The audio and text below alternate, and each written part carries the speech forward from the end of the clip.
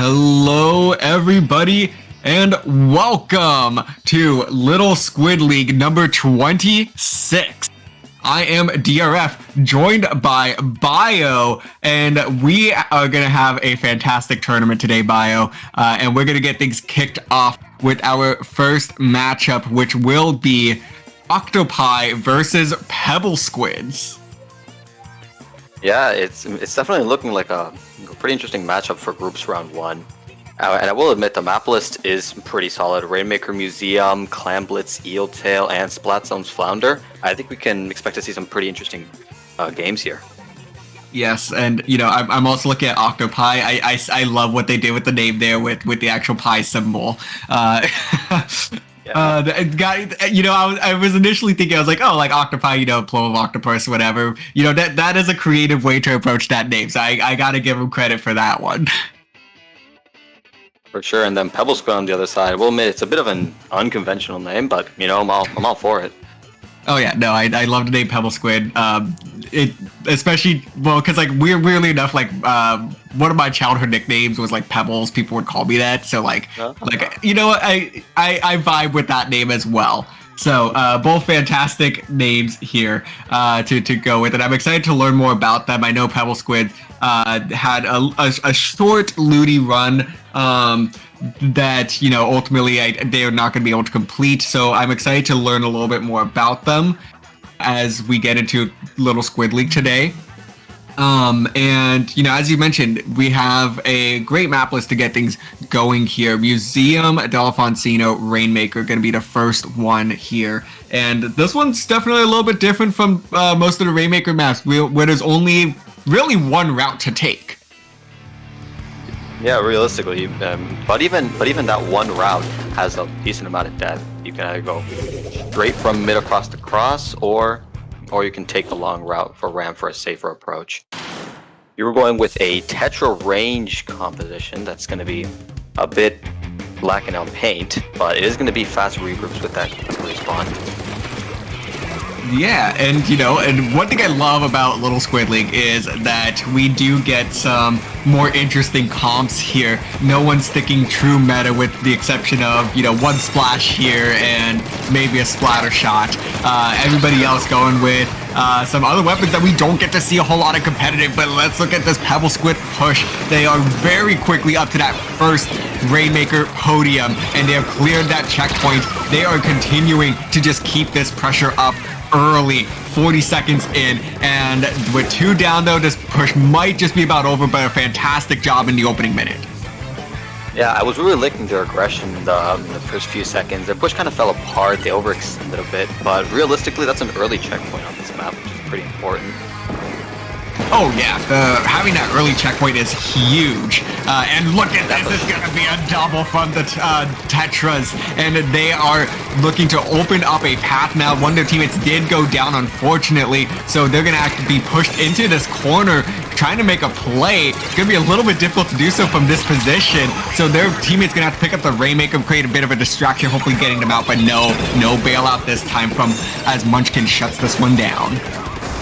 Yeah, that Splodger's really putting up some good midline pressure. You can see just how much space they're creating with that wave breaker, those bombs, that range. But they're not quite able to find picks, and even then their team goes 2 down. So we may see a pretty strong push from Pebble Squid here. Yeah, and look at this, the Rainmaker getting pushed way back, all the way up onto their plat. Finally gonna make a move towards this podium here. If they can just make this jump, yes they will. That they have effectively tied up this game. Wow, very interesting, and their pressure doesn't seem to be stopping. That's 2 down, that's 3 down. One of them's coming back from spawn. They're gonna try to run it most likely. Yeah, there you go. And a big play here, but no, it's the last person standing on the side of Pebble Squid that's able to keep this one alive. It's kind of a stalemate on both sides right now. There's a flank from the Tetra, gets 1, that's a trade, but when you have Tetra with 2R, that's honestly very valuable. Yeah, it really is. A great job there. And this Rainmaker is going to reset though. So this will now be an opportunity for Octopi to start moving up here. I think these colors might be a little bit backwards, actually. I was gonna say that. So everything that we have, that at least I have previously said, flip it. I think Bio, you're on the right track there from early on. But now it's Pebble Squids with the lead, holding this Rainmaker. 2 minutes to go, and this is going to be a bloodbath in mid. It's definitely a strong skirmish. To not have to get pushed back pretty far and gets picked by the splash. They're honestly, Pebble Squid's just kind of scrambling a little bit. They're just not really sure what to do. But since they have lead, they don't really have to do much. So. Yeah, they just need to play some solid defense at this stage, especially now that Octopi is making a move onto Plat here. There's going to be this heavy that's coming up from that spinner, and they're going to get shut down. They were in fantastic position there, maybe dropped just a bit too early to try to make a big play, but it's going to be their teammate Ronda Nautilus Nova that comes up big now to shut that one down before they lose the lead. And with an effective delayed wipe here, this pushes over. Pebble Squids lives another minute. I'm not gonna lie, Pebble Squid is doing a really good job on defense. They're really taking advantage of how aggressive their composition is. They're just waiting for them to overextend, have the range blaster not be able to go anywhere, the Tetra getting caught in its end lag, and they just punish it really hard with that Nautilus damage per second. And you can just see how strongly they're not letting Octopi move anywhere. Yeah, they're making it so difficult, but Octopi is trying to make something happen in these final 30 seconds. They have the numbers advantage to work with. This blaster trying to get somebody coming from behind, able to, their teammates can be able to shut that one down. And now everybody's starting to move up, but someone gonna grab this Rainmaker. Yeah, it's just stuck in mid, but to be fair, they were probably letting it reset since it was stuck in an unfortunate position in the bottom left pit. Yeah, and I think that actually ended up being the right call. I did not realize I was quite in that position. So they're going to go ahead and go for the hard reset here. Give themselves one last opportunity to secure game number 1. Teammates starting to move up. It's going to be the Nautilus that does go down. Rose Arrow carrying this Rainmaker, but it's only them and the Blaster that are trying to lead this push. And with everybody else going down, this Rainmaker is bound to be shut down, and it is. Pebble Squid holds on for game number 1. It was realistically with just such a strong defense from Pebble Squid. They just got that lead at the beginning of the game, and they just held the entire match hostage after that. Octopi had a really good first checkpoint, but they weren't really able to snowball it at the beginning, and they just backed up, gave Pebble Squid so much space to work with, and they eventually managed to get that good lead to about, I think, 37. Yeah. And, man, a great couple of pushes there from both of these teams. I mean, Octopi came out of the gate swinging on that one. 45 seconds in, they had already cleared that first checkpoint. And sometimes with Museum Rainmaker, things can kind of just stall out a little bit in the opening minute. But Octopi was like, hey, we found an opportunity, we're taking it, and we are just going to fly all the way to that first checkpoint. But they really never found an opportunity to follow up with that either. I mean, we saw it in the second half there. They managed to get that all the way to 44. It seemed like, they had something great going, but a key double there shutting that down to ultimately secure that lead for Pebble Squid, and they were able to just ride it out from there. For sure. Now, next match is Clan Blitz on Eeltail Alley. Here, definitely we may see that range blaster come back. It's definitely a good map for that weapon class, just due to how many angles and how many enclosed spaces that that blast radius can really take a lot of effect. Yeah, certainly. And with Clan Blitz Eeltail though as well, like this is one of those map modes that just moves at a lightning fast pace. Things can stall out maybe a little bit in the beginning, but as soon as the first team scores, it is an avalanche. It is, you see a lot of times that teams will make 40, 50, 60, 70 point pushes. It's absolutely insane once you get things going. So it's going to be interesting to see who ultimately strikes first here. Oh, definitely. And honestly, I'm kind of rooting to see the Range Blaster Tetra come back, just because on this map, it can get a lot of value. Like I mentioned with the Range Blaster before and the raw aggression from Tetras. We're not going to be seeing... Oh no, we are going... We're going to be seeing double Tetras. Well, one Tetra on both sides. See if we can get some very exciting Tetra duels here. Oh, yeah, you know those reef sliders are going to be sliding on in underneath the basket, trying to lead off a couple of pushes in this one. And a couple of other key adjustments as well. That machine coming out as well. I love the use of the Booyah Bomb to try to clear things out when you're trying to get a push going. Also...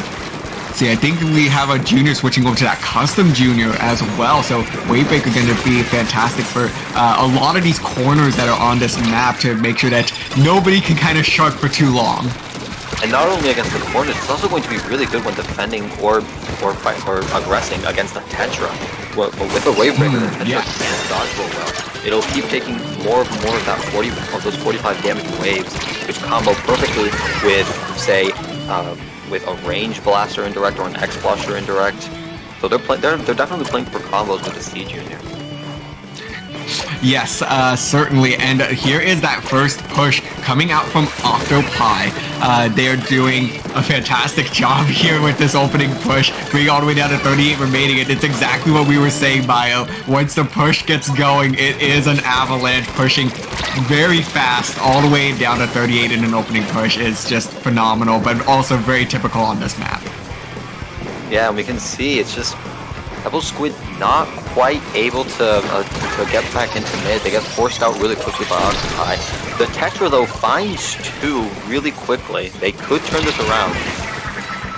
Yeah, they might be able to, getting a couple of key picks there. And now, though, getting pushed back just a little bit by Octopi, who got them two down there. So things are going to stall out just a little bit, and Octopi actually looks like they're getting geared up for another push. Yeah, and I'm really liking how they're setting up that range blaster and that wave breaker on that bridge. The bridge is a really important position to take on really all modes if you want to either defend or zone or attack.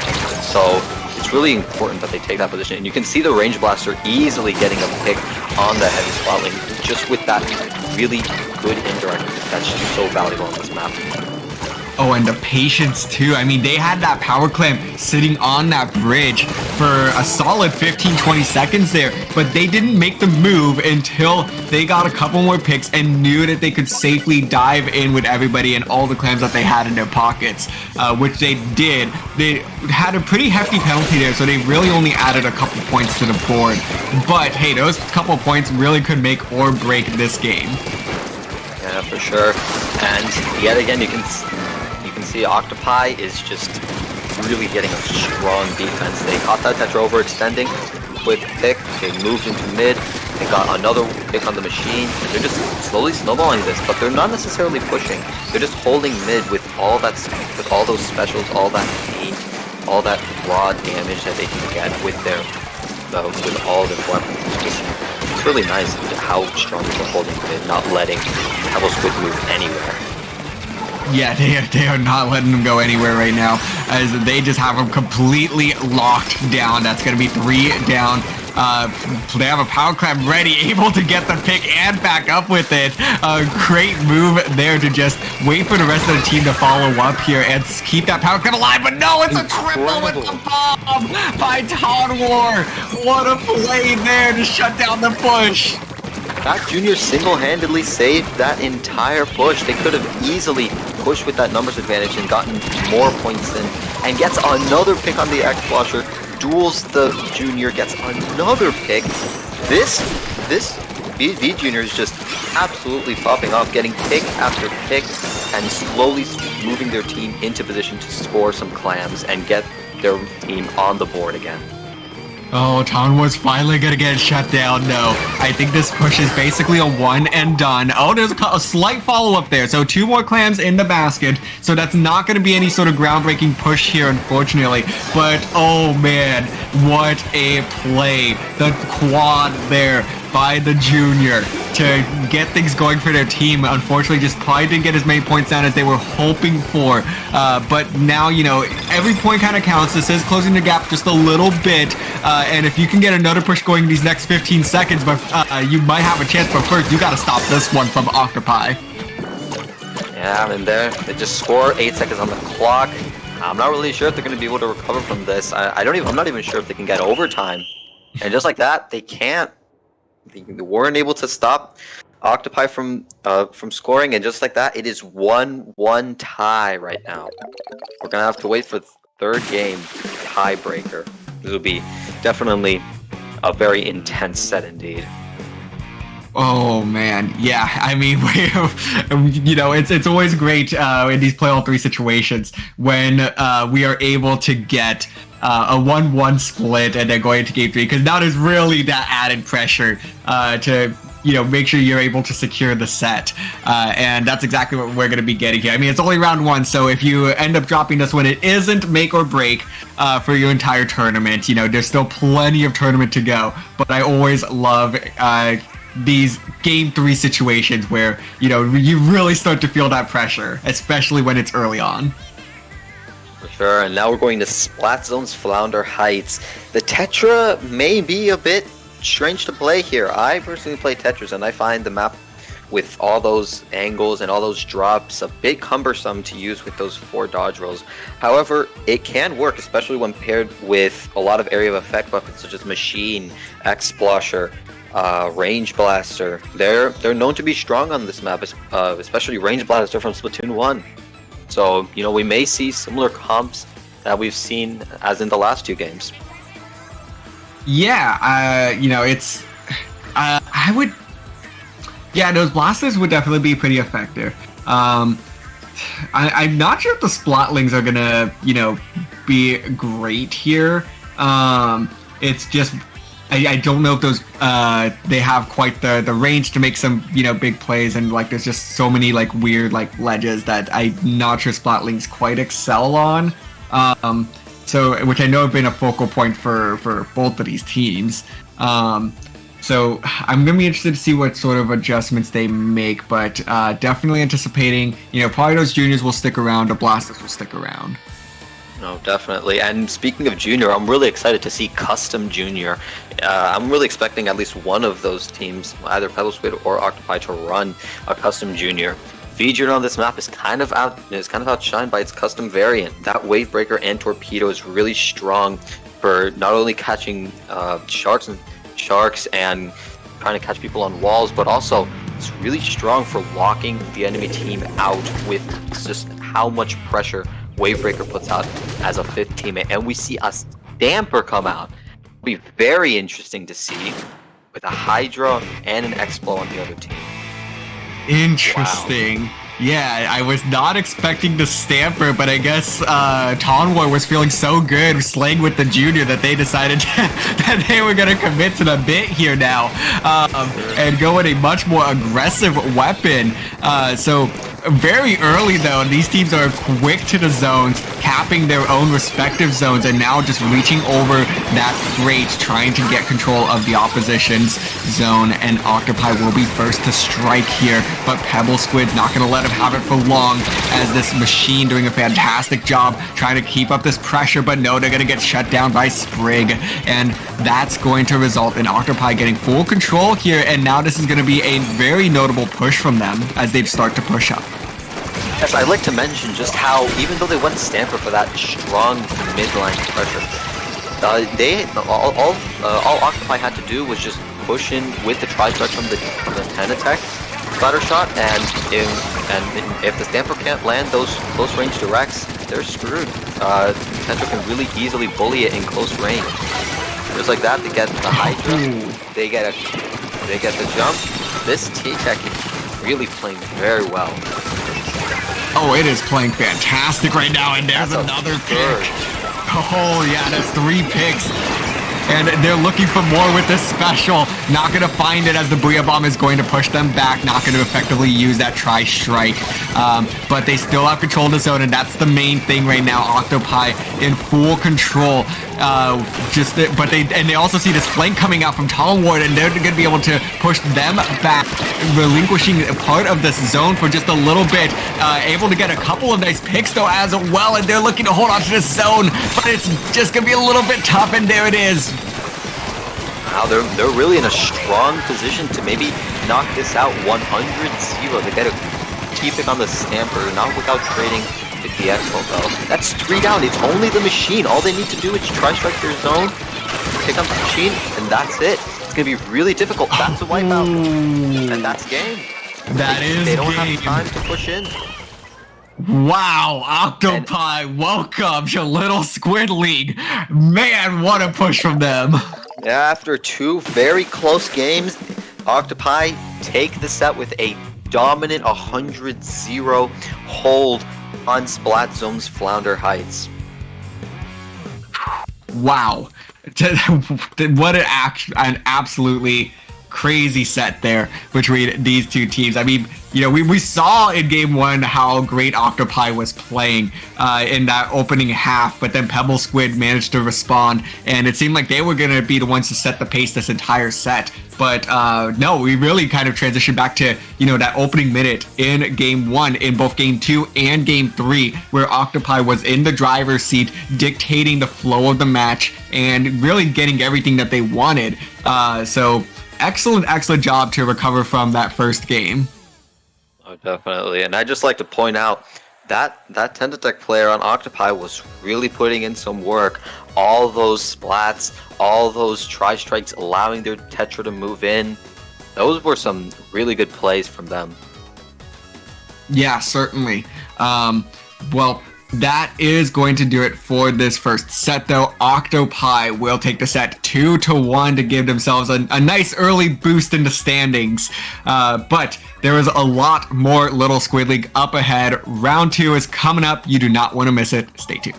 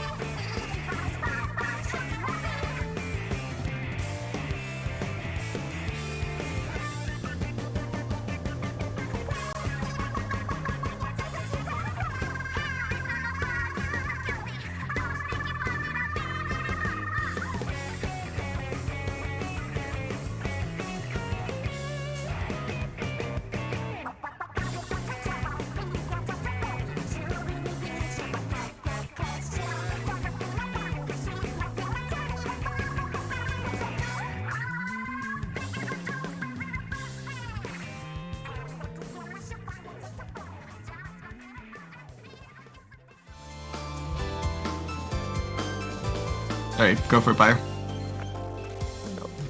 We're live. So welcome back. We are now going to go into our second casted group set, which is Ika Inc.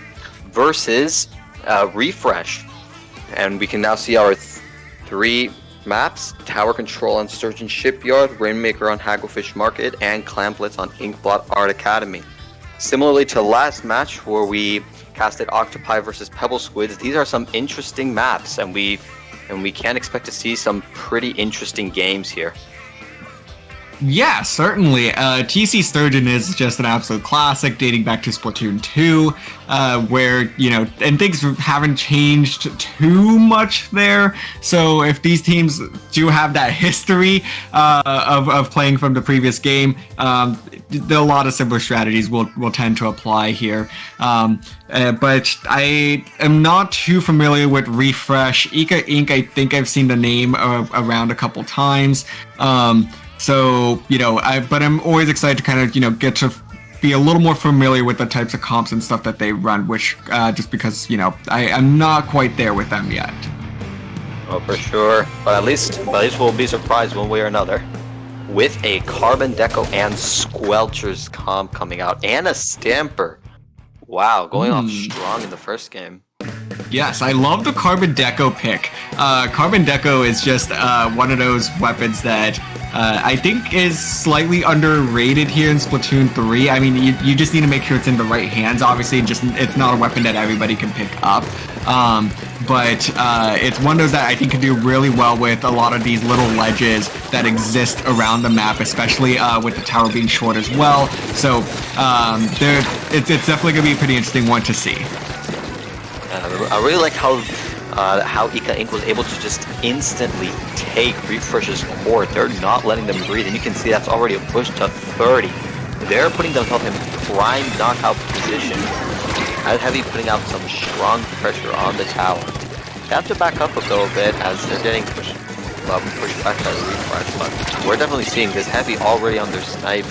They're not giving up core without a fight. Yeah, they really are not, and but they've already pushed it all the way down to 19 remaining, which is just a phenomenal push here for the opening minute. And look at this, it's the Stamper that's utilizing this.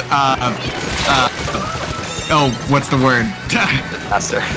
Yes, Zipcaster. I totally blanked on that one. Thank you.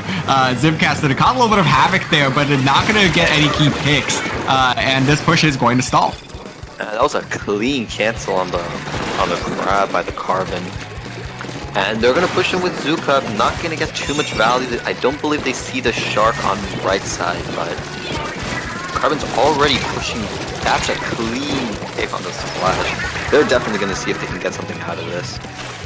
Yeah, they're doing a great job, though, of just trying to handle the Carbon. The Carbon gets in there, gets a pick, but isn't able to cause too much damage. But I really like the way that this Carbon has been sort of moving and sneaking around the map. Things just haven't quite gone their way yet, and that's really all to Ika Inc.'s credit here, as they've been doing a great job of calling them out. For sure. That bubble is going to be used on tower. I think it might have been a better play to try to pop it in their window. However, regardless, what works, and that's a wipeout. That's a clean first game for Ika Inc.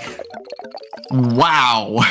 Yeah, clean indeed. I mean, it took them 2 pushes to get there, but they did so much well on both of those pushes, finishing it off, the cherry on topping that wipeout there, and now they are up 1-0 very quickly.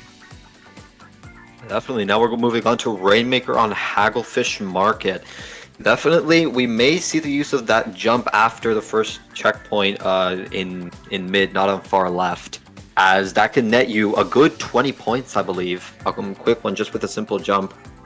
And that can make pushes on that map especially deadly, just to how fast you can get the Rainmaker closer to the goal as possible. Yeah, definitely. They... With Rainmaker Hagglefish, I every time I get to commentate this, I always bring up the conversation of, which way do you go? Because with this one, you have a couple of options. You could either, just run it straight down, and that one's a little bit riskier because that's a little bit closer to spawn. Teams can definitely collapse in on that easier. But if you're able to get that first checkpoint, one, it's faster, and two, it sets you up for a big point boost if you're able to make the jump onto the ledge. However, if you're able to swing it to the left-hand side, that's where things can be a little bit safer. You can get a little bit more of a prolonged push, but man, it takes a lot longer.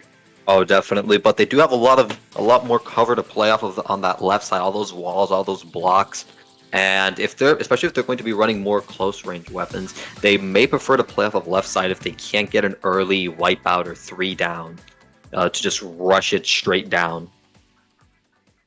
Yeah, man.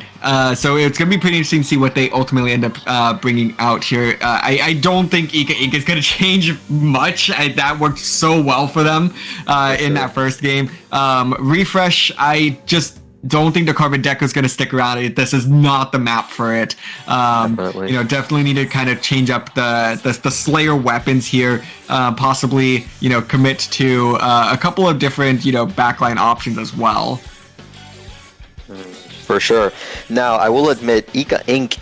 Does have a really fast weapon composition. They do, and if they're going to pull off the Stamper again, they're going to go for the Rainmaker Pop, immediately push in front of it, try to get as many picks as they can, and rush forward to that central checkpoint and try to make the jump to get as many points as possible. So we may see Refresh if they do notice that, maybe go for a bit more of a defensive composition, see if they can punish that over-aggression. And yet they're going to stick with the Carbon. That's interesting. And Wiper Dapples on the other side. They're definitely getting pop here. Oh yeah, that is a very Rainmaker-friendly composition here. But does Refresh recognize it? Yes, they do, and they tried to make the play there. They got it for about a second, and then they just backed off. Like, okay, no, this one's theirs. This one's theirs. That's a quick pick on the heavy. They're not going to have a backline presence. 52 flanking from the left, though. Let's see if they can get anything with this whale. Not quite. One of the members of Refresh sneaks past, and it's only the Wiper. They're most likely going to try to run it. They are. Yeah, and I mean, this is checkpoint. This is the perfect opportunity to go for that center checkpoint. Just when you get that delayed wipe there, nobody's going to be near that pedestal at all. Get the quick points, and see if you can get another couple picks to maybe get that jump going. Oh, and you can see just how much pressure that Inksuka generated. Yeah, even aside from the pick, you can see just how much they had to back up into their spawn platform. Wiper pushing forward. They're gonna pop Crab though. Oh, it's a Stamper. Gets one. Gets two. Wait. Oh, wait. What? That's it. Okay. Well, that's the disconnect. Yep. So now the question is, are they going to... Does the disconnect rules apply? And do they stop playing? I thought they did, but they're still playing this out. Oh, interesting. Do they stop now? I think they're supposed to, but... Well, no, they're playing this out. Wow, okay. Okay, so this is very much still on, as Ika Inc. is now taking advantage here of this permanent numbers advantage, and they're just pushing up hard as they now have gotten all the way to 36 remaining. They just need a couple of picks. One less pick is necessary now to make this a wipeout and to just completely open things up. That's 2 down. This is going to make things very easy now to start approaching that pedestal. Yeah, that Junior managed to stall out the Rainmaker just a little bit, but it's going to be too little too late, and they get stopped at 7. It's only the Heavy. They're most likely going to play this out, most likely stall mid. It's going to be difficult for them to get a push all the way to 6, though, especially with that permanent 3v4 numbers disadvantage. Yeah, but they're doing a great job, to get that stop there, despite being completely staggered. I was anticipating the knockout to happen there, but no, they're gonna make sure that they go down kicking and screaming on this one, and that's actually gonna be a delayed wipe, I think, on the side of Ika Inc. Refresh is saying, hey, we might be down a member, but we are not out of this game just yet. Yeah, we are there, not giving up this game without a very strong fight. The Crab in mid gonna wall them out to 52, trying to stay alive with that wall, but still have to back up though. They're honestly, Refresh is just happy with holding mid and just having to splash forward, see if they can get a pick, and they do. Clean laser on the 52, but it's only the C Junior. That being said, they do get a pick, and they're still holding mid. They're still doing a very good job. I am very impressed right now with Refresh. For some reason, I feel like when they lost that member, something in them just sparked, and now they are just fighting in a way that we had not seen them fight before. Ultimately going to get a delayed wipe here, though, but they are making this very difficult on Ika Inc. But now this is going to be a delayed wipe once again, but luckily it's going to be the C Junior that does get the pick when they go down as well, which is going to delay this push just a little bit more, and they are going to hold on just a little longer. The Dapple's the last one standing, and there's the wipeout once again.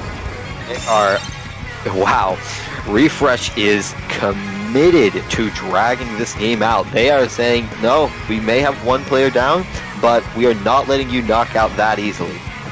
One of the splashes on Refresh is isolated on the left side, does stay alive, and gets a pick. That's impressive. Viper going to be flanking the Rainmaker, though, on left side, and not able to get the pick. Does get picked by the splash. That's a strong push from Refresh. They're in a very good position if they can play this well without getting flanked by the Dapples. But it's a 2v4 here with a permanent number disadvantage. I'm not sure if they can keep the push going, unfortunately. But that was a valiant effort from Refresh on that final push, all the way to 37 with a permanent numbers disadvantage. That's definitely impressive. They had no right to make that as competitive as it was. They had no right to do that. But here we are. I mean, just I gotta give a hand to Refresh. Like, first of all, like, make sure you know your DC rules. Second of all, like, wow, I mean, despite everything being stacked against them, they made that as competitive of a game as possible, and that might be some of the best Splatoon that those three members that were remaining have played. Oh, definitely. It seemed like once they had that DC there, they just transformed. They were playing so much better, so much more coordinated. Their mechanics were on point. They just kept getting picks after picks, and even though they weren't able to get that last push all the way to basically a knockout, they put up a heck of a fight. Yeah, they really did. And I mean, if Ika Inc. didn't, follow up there, I think they were sitting at about 38 remaining. Like, that would have been a 1-point game if they managed to kind of just hold off Ika Inc. where they had, where they were when the disconnect happened. So absolutely insane to think about. But I believe for the record, hearing Tio's words, this is obviously not a replay, because even though the parameters were met, it was in the first half of the match, and both teams were above 30 points remaining. There's no replay because Refresh played on. So this is going to count 2-0. Ika Inc. Will win the set, but this is a play all three, so we still got one more to go. Definitely, and that's Clamblitz on Inkblot Art Academy. We can definitely hope to see that renewed life that Refresh showed on the last game on Rainmaker Hagglefish. See if they can carry it over back onto the next map, Clamblitz Inkblot, and at least go 1-2 against Ika Inc., which could, at the end of the day, affect their standings in their group. Yes, certainly. So, you might have lost the set, but every game matters, especially because there's only 12 games to be played in this group stage. So this could determine whether you make that top bracket or not. For sure. And just like that, Clamblitz Inkblot, wow. Refresh are committed to that carbon. That's been the third carbon pull out in the last 3 games. They are really trying to make it work. And a brush 10 comp. I did not expect to see this. That is definitely ambitious, especially seeing just how inconsistent 10 is right now with the netcode and all the other technical issues. We'll see how many thanks Nintendo moments we get here with Yeah. the Tent. I'm right there with you. Like, I think this is probably the first time I've seen Tent in competitive in basically since the start of the game. Most likely. That's a good crab on Bright Stack from Lotus Eater. It's going to put so much pressure, especially with those alternate fires. That's 2 down already on the side of Ika Inc. They're going to get a strong push here if they play their cards right. And that's a delayed wipeout. They can get some good clams, and unfortunately they don't have that many in the stockpile. They're going to have to go back and get some more. Well, they get a pick on the brush, get a pick on the heavy. It's a 2v2 right now. They can stall this out, at least put some more pressure on the enemy plat and buy as much time as possible. Yeah, and they got the 3 down there. The Tent, I guess, making it a little bit difficult for them to be picked, just scared off the last 2 members. Refresh could have really just held the position on plat, but no, it's gonna be the Tent now that gets the double, and I see why they might have backed off now. It's definitely, I think that push could have just it could have been a sustained push, obviously split into 2 different pushes there. But yeah, now it's Ika Inc. that's trying to get back control of mid, although this is going to be the Carbon Deco that's trying to make something happen here. The back can make it very difficult though, and now it's really the Tent that's leading the way now for Ika Inc. This Tent is absolutely nailing those one-shots consistently. That double splat on their plat with defense and that clean hit right beside that stack. However, it is also worth mentioning this Carbon. Oh, that was an unfortunate wave breaker bump. You see how it just fell off their plat. That was unfortunate from Yehui. However, they're still applying pressure. They can definitely make a push work, especially with this crab. See how it goes. Yeah, putting a lot of pressure on, but not able to really find much there, as it's going to be the machine that is able to shut that one down. Gizmo looking for a second pick. There it is. The Carbon Deco right underneath them as well. Going to back off here. They do not want to be part of this Booyah Bomb. And Gizmo will live to see another day. Yeah, Gizmo was paranoid. They didn't see the Ninja Squid. They weren't sure if the Carbon was still sharking underneath them. So that is going to be a bit of a wasted Booyah Bomb, unfortunately. The Brush trying to rush him with a clam. Not quite able to make it. That's a 2v4 right now. And I'm not going to lie, Ika Inc. is struggling a little bit to try to make a push here. Even though Refresh doesn't have that strong of a lead, they're playing spectacular defense. Yeah, they really are. I mean, they got that first push, and now they've kind of just backed off a little bit to, they don't need to make anything happen right now. If they could just stall this out another couple minutes. But no, they get 2 nice picks there, and this is a bloodbath on the plat of Ika Inc. The power clam is dunked, but that's going to be it. It's a one-and-done push. 3 more points added to the board.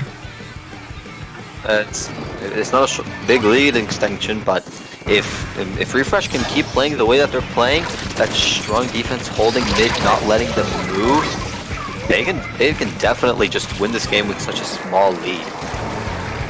Yeah, I mean, they certainly can, and that's what we're on track to see right now, as Ika Inc. is getting geared up for a push here, but no, the first power clam is going to get shut down, and there is no follow-up there. Actually, no, look at this. It's going to be the Tent trying to make a big play, but that's going to fall short, and they're 3 down, and this push is effectively done as Refresh picks up their own power clam, and it was very quick. Nobody's going to basket. Everyone's jumping into mid, and they're going to get another power clam in.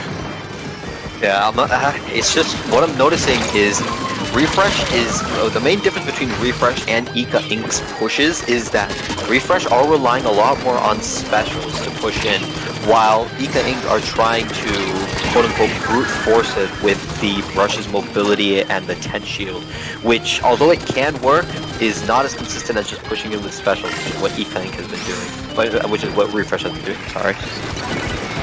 Yeah, and Refresh has been ever since having that disconnect, has been playing like a whole new team, and they have just dominated since then. And now they just need to shut down this power clam. The map is entirely in their favor right now. It's just a matter of stalling this out long enough. Definitely, Ika Inc. It's looking difficult for them. Two power clams. Like I said, the Brush trying to brute force it does score and gets out with their life. That's impressive. But they missed the power clam. Oh, although it would not have won the game, it might have put some points on the board that could have led to a bit more. But unfortunately, that is going to be a win for Refresh. Although they do lose the overall set, they do take a very good third game with a total score of 1-2 in Ika Inc.'s favor. Wow. I mean, Refresh, I don't know what that DC did, but it really just triggered something within Refresh, and they just played like a whole new beast there. They had no right to make that game 2 as competitive as it was, but they did, and suddenly game 3 was just an absolute dominating performance. Whatever it is that happened in between that, they just need to keep it up, because that is tournament winning level performance that we saw there.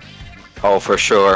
If they had, honestly, I'd even say if they had just followed the DC rules, and they would have had a good shot at winning Rainmaker Hagglefish and then Clamblitz Inkblot. They could have taken this set.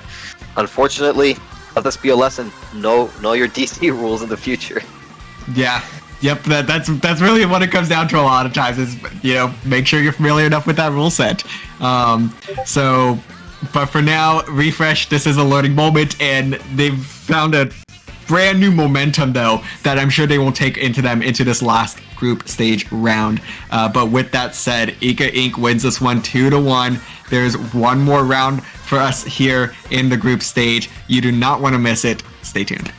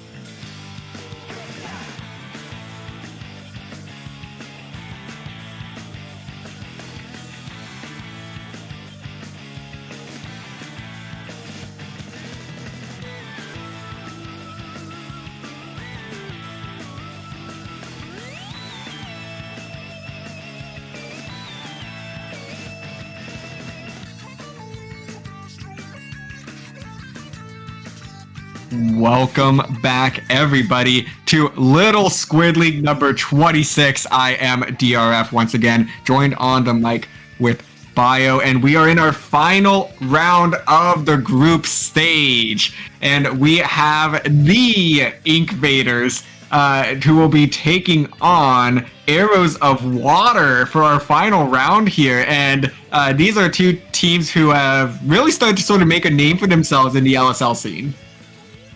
Definitely. I know Inkvaders pretty well. Now, of course, there has been, maybe a mix-up with the Inkvaders and Inkvaders. Actually, DRF and I were talking about it a little bit ago. So, but we'll have to see. And then Arrows of Water, of course, part of the Arrows of Elements clan, including Fire, Lightning, and Ice.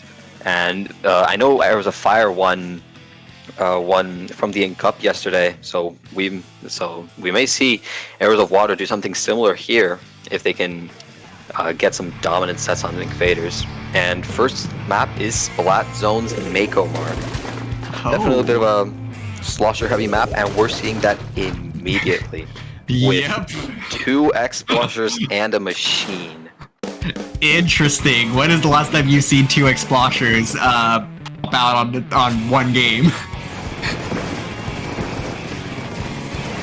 There, the stalemate. Interesting. The Inkvaders is actually pushed up pretty far back, and the roller is just kind of going to take right stack, get an early pick on the T-Tech. Does trade, however. Yeah, and it's going to be Arrows of Water that are going to finally cap this zone for the first time. Definitely a little bit of back and forth here to get things started. And really, I guess the key thing for these teams is that, when they get control here, they need to be a bit cautious. You don't want to overextend. You need to play it a little bit safe and hopefully try to find those picks. And when you do get those 2-3 down, that's when you really start to push up and try to lock out. Definitely, that Crab is going to find the opposing X-Blow. It is still a 3v3 though, with the roller going down. Octopus backed up, actually. Surprised to skip with his life, not for long though. And just like that, Inkvaders are trying to find a pretty good foothold here. And they need to start pushing up here. They got that 2 down. They had the delayed 3 down, but I don't know if they moved up fast enough, as this Brush is going to take it the back door here, get a pick, and walk out the same way, but ultimately going to get cut off there. So it is still going to be the Inkvaders that are in control of this zone, but barely holding on here as this X-Splosh trying to neutralize the zone with this T-Tech. They will get the neutral for now, and with 2 down, this will be a zone flip. Yeah, very interesting. That roller was unfortunately taken out by the T-Tech. Wasn't quite able to find the pick on that Expo, and they're definitely feeling it. I'm not gonna lie, Inkvaders, it's looking a bit difficult for them, even though they have a pretty comfortable lead. Zones is a really fast game mode. You can get locked out really easily. Points start ticking down, and before you know it, you've lost lead and you're about to get knocked out. This Expo is taking a pretty interesting position on left side. Sorry. No, you're all good there. But no, that's happened to me one too many times as well, where you kind of just lose a little bit of track of that counter. But able to get the lead there is Arrows of Water, and the Inkvaders managed to get back control. They don't let that slip too far, and now with the picks that they've gotten, they've pushed up. But no, they're kind of retreating back to mid a little bit. I would love to see that roller just start to get under those ledges and really start to make some noise, especially where that X-Splasher is just setting up camp right now, doing some chip at the zone, and the Hydra as well with the double backline. You need to get that roller underneath the ledges. Definitely. A roller, when you have an advantage, you need to get that roller in deep, sharking, hitting over ledges, just having them sit in zone and paint, especially when you have a splash and an X-Splasher, is not good enough. But we will see the roller almost reading our minds here, going immediately for what we were talking about, getting that Hydra under the ledge. Oh man, yeah, and there we go. Now we're seeing the roller do exactly that. Able to get one pick, but no, not able to hold their ground there. The T-Tech will shut them down. And now this will be the Tri-Strike coming out trying to neutralize this zone, but the Invaders doing a fantastic job of holding on, able to pick off that T-Tech, and the Brush going down as well. The X-Splosh, the last person standing. They produce a lot of ink, but is it going to be enough? No, it won't. The Invaders knock out game one. That was a really impressive hold from the Invaders. They stayed calm and collected even though Heirs of Water managed to get lead, and they took that hold and they did what they did best. They just used that roller, get some key picks under those ledges, which was what we were talking about. And you could see once the roller started doing that, the Invaders, Heirs of Water just could not move in. And now we're going to move into tower control on Eeltail Alley. Oh boy. Wait, I don't know what it is about Eeltail Alley. It's such a fast-paced map. It's like tower control just goes so quickly. It's one of those that if you can't get the stop by the second checkpoint, it's just a snowball. You might be able to stop it, you know, with like 5-6 points remaining, but it's so hard to get it stopped anywhere in between the second checkpoint and a knockout. For sure. Now, I will admit I am liking the Invaders' what's it called, crab usage. They're popping them on really good positions. So I think that we may see the splash come back here on Eeltail, especially on those pushes. If you can get a crab set up on either the far right side when you're taking second checkpoint, or on the bridge when you're taking first or third checkpoint, that gets a lot of value as it just completely walls out the opponents from getting anywhere near the tower and pressures all those pesky areas where the defenders can normally feel safe in. Yeah, certainly a great analysis there. You know, and I would love to just sort of see that sort of return here as well. It's seemed to be very effective for them, whereas you know, as well as the interesting, you know, double backline that we saw there with the Hydra and the Explo. That was certainly a very interesting combination to see as well, and I'm curious to see if that's something that's really a staple to that team, or if, you know, there was a specific niche there that they were trying to fill, maybe with just ink production for zones. Possibly. Double backline is a pretty passive composition. However, we did see the roller make up for that speed and aggression for just going for a lot of picks really quickly. And we are going to see the Hydra and roller stay. However, no Explo on either side this time. Yeah, okay. So a couple of adjustments here. Seeing that Stamper committing to some machines here as well. And now it's a Hydra on both sides as opposed to the Explo on both sides. So very quickly though, it's gonna be the Invaders that have progressed past the mid, and they have Heirs of Water retreating in these first 20 seconds. Yeah, that was a good Tri-Strike and opening pick from the T-Tech with that Splat Bomb. They're going to make a lot of space, let the machine get set up on Heirs of Water's top left.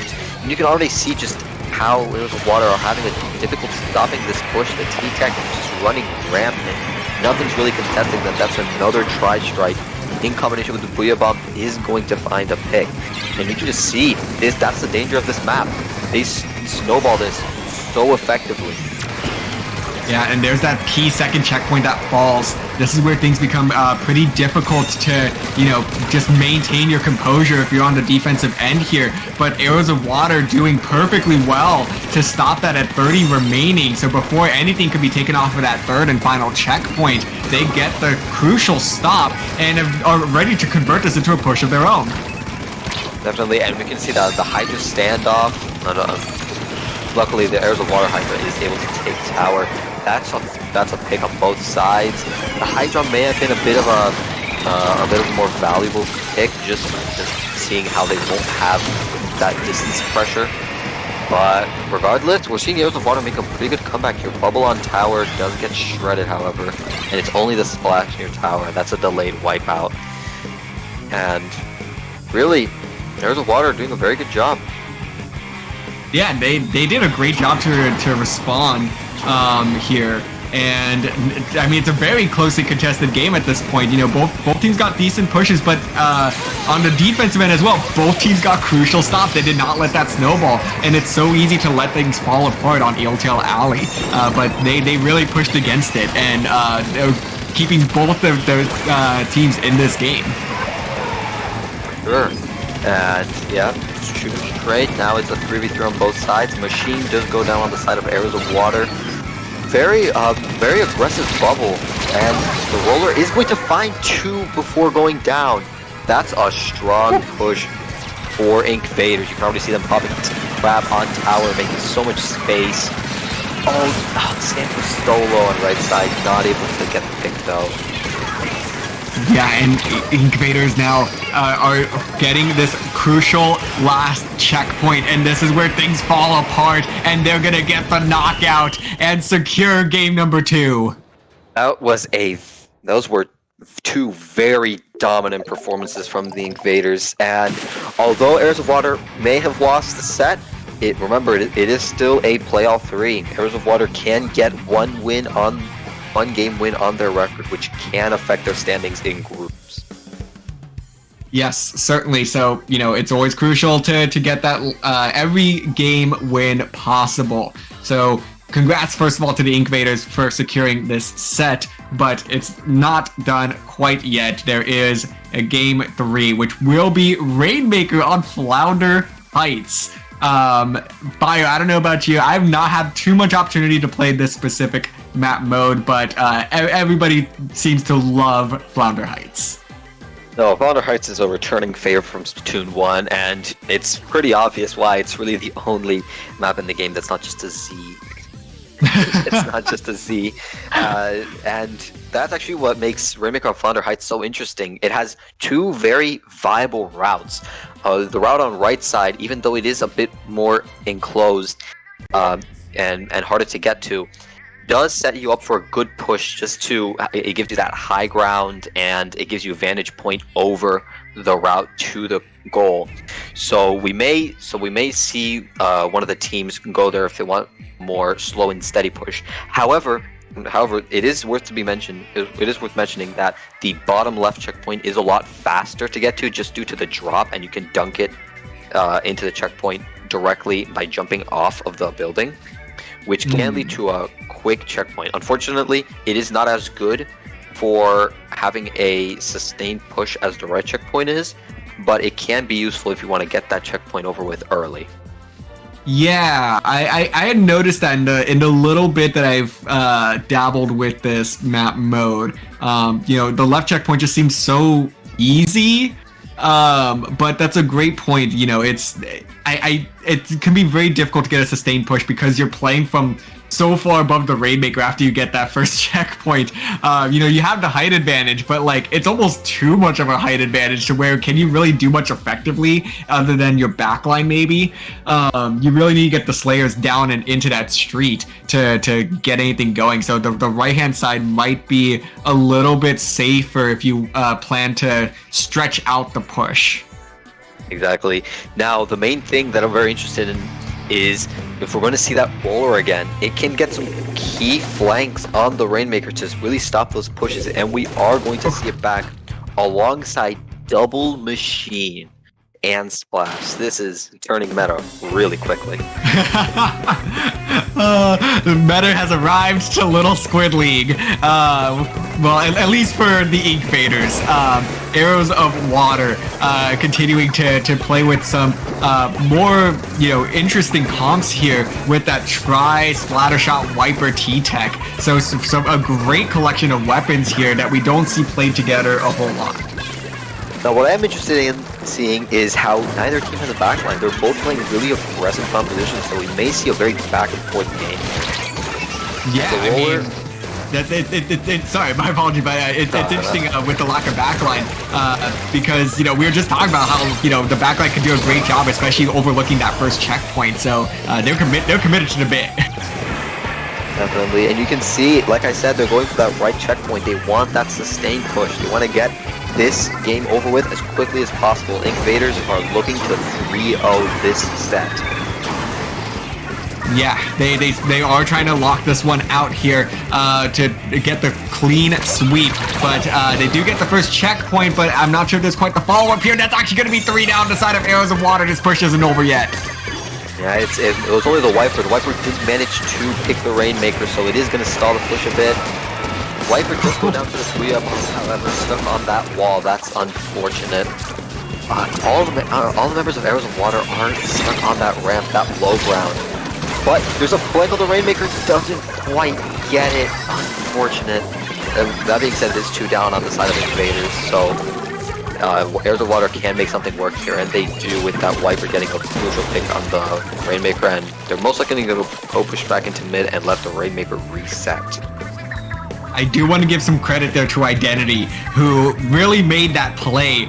First of all, a great call out there with the Booyah Bomb to get the flank on the wall, and then picking up the Rainmaker and seeing, hey, there's a second flank, quickly turning left and shutting it down to open things up, and they resulting in that 40 remaining push. But now the Rainmaker has reset. Arrows of Water has established a little bit more of a footing here now, able to get a little more paint, but no, it's gonna be Inkfaders that is able to get a nice double there, and Arrows of Water, what position they had, they have now lost.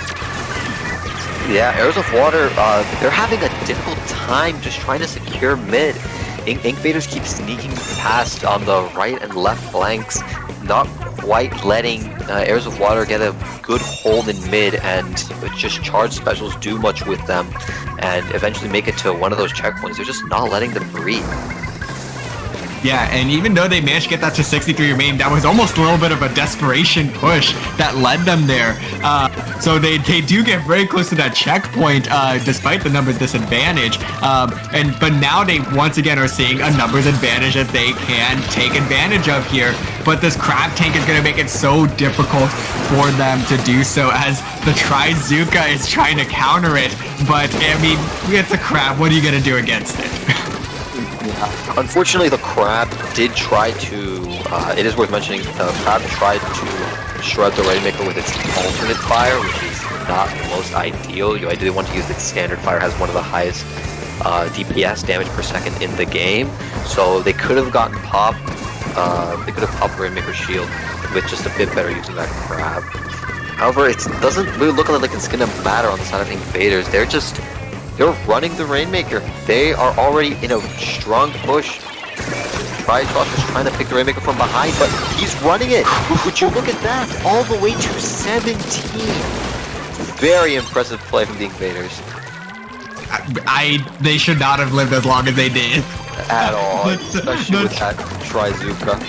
Exactly. The Trizuka got a nice double there, but that came maybe just a bit too late, as now this is going to be very difficult to overcome for Arrows of Water. They still need to clear this first checkpoint. They're going to drop that Rainmaker right to where they had left it off previously. And with Matcha being the last person standing, this is effectively a delayed wipe. So with 30 seconds to go, Inkfaders sitting pretty. It's just, like I mentioned, Inkfaders are putting out so much consistent pressure in mid. That being said, there is a flank from the hero shot. Not quite able to find enough, though. It's too little, too late. Inkfaders, they're most likely not even going to pop the Rainmaker shield. They're just content letting it sit there. Farm another crab, not even let Arrows of Water touch mid. And they're just backing up. And it's game. I love Rainmaker. Oh yes, the classic Rainmaker strategy. Just pick it up and walk away. Exactly. And it's like that. That is a clean 3-0 sweep on the side of Inkfaders to take the round 3 Little Squid League 26 round in a very dominant fashion.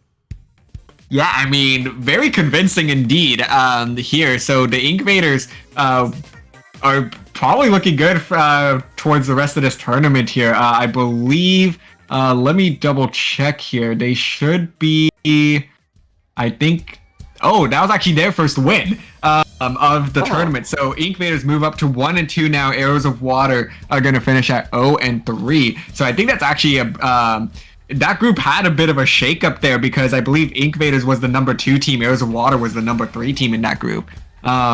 So definitely that group has had a little bit of chaos going on, but Inkvaders very dominant here. I'm sure that looking towards the silver bracket, that's going to be some great momentum for them. Well, definitely. They're definitely going to be having some high morale, and they're going to be feeling very confident after that 3-0 set against Arrows of Water. And really, we're just going to have to see how the brackets go. Yep, certainly. But with that, Bio, our time here at Little Squid League has come to an end.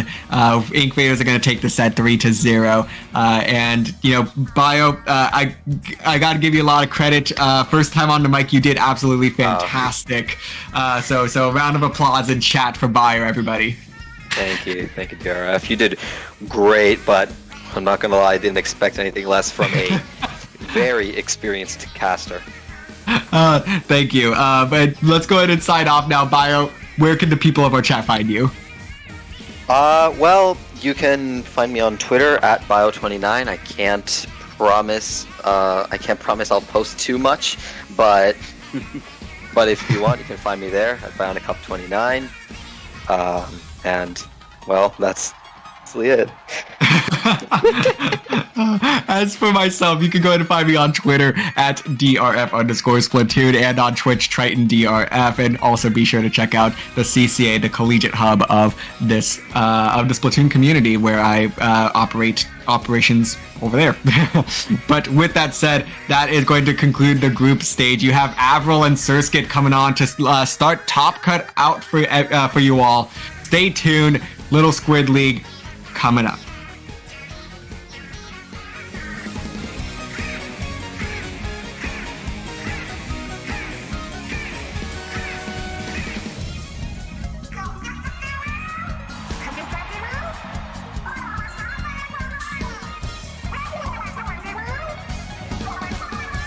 Shoulda,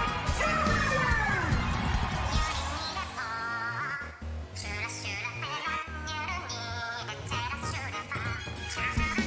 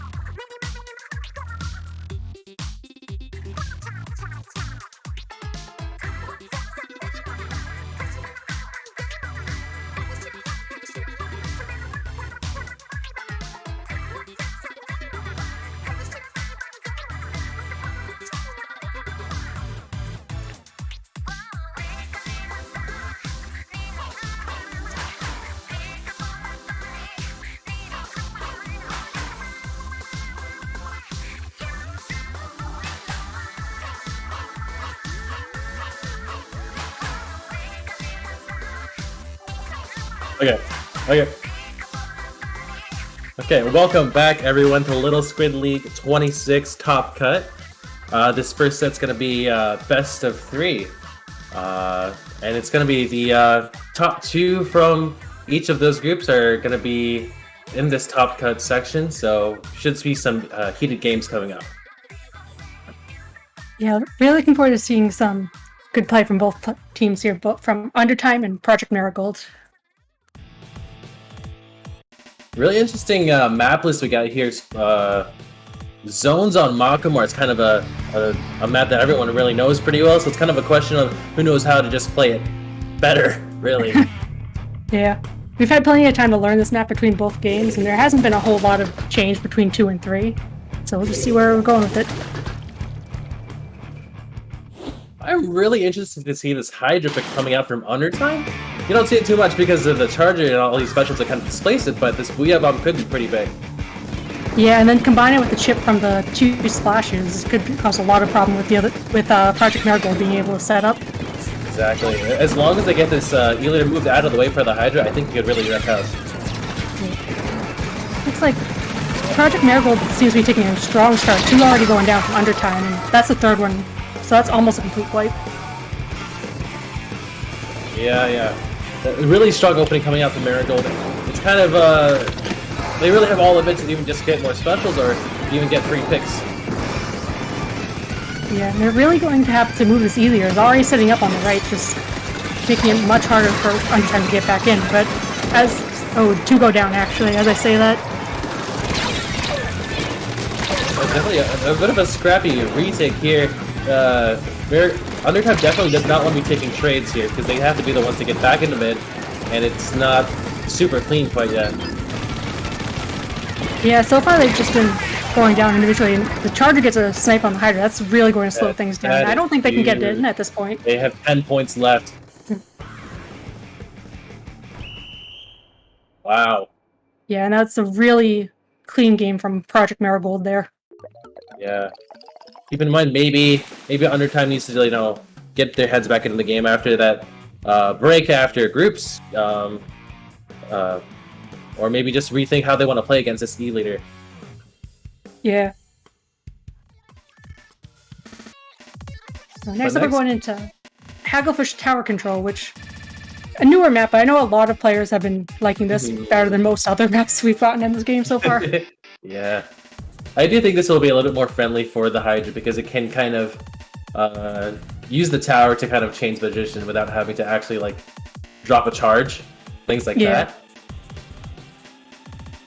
But again, I do think this is a pretty nasty map for E-Leader because it's super hard to displace because it has that height advantage. Very strong, especially even in the opening. The E-Leader can sit up on canopy and they have a view of the whole mid. It can be difficult to displace them and get something going sometimes if they know what they're doing.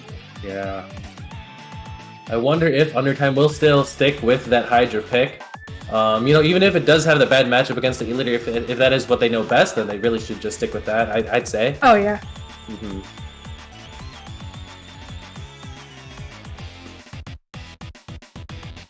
Well, otherwise, until really either backline goes down, I feel like Hagglefish does kind of play pretty neutral until that pressure is relieved. Yeah, because if they stick with their picks, both E-Leader and Hydra can have such control over mid that it's hard to displace either of them. Yeah. And once that neutral is kind of broken, I do think it kind of snowballs pretty quickly because if they kind of just focus pressure on that top right area, it's really hard to defend. Yeah, I could see if they got one of their Slayers up there, they could just almost get through those first checkpoints with very little trouble. Yeah, I play Blaster, so I just know I just have to poke that. Super easy. Yeah. Be interesting to see if they stick with the same comps. We didn't really get to see a lot from either team how they played in that last game, so it'll be interesting to see how it goes from this on.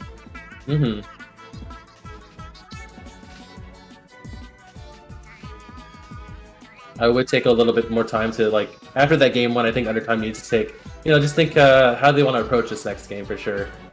We're getting right into it.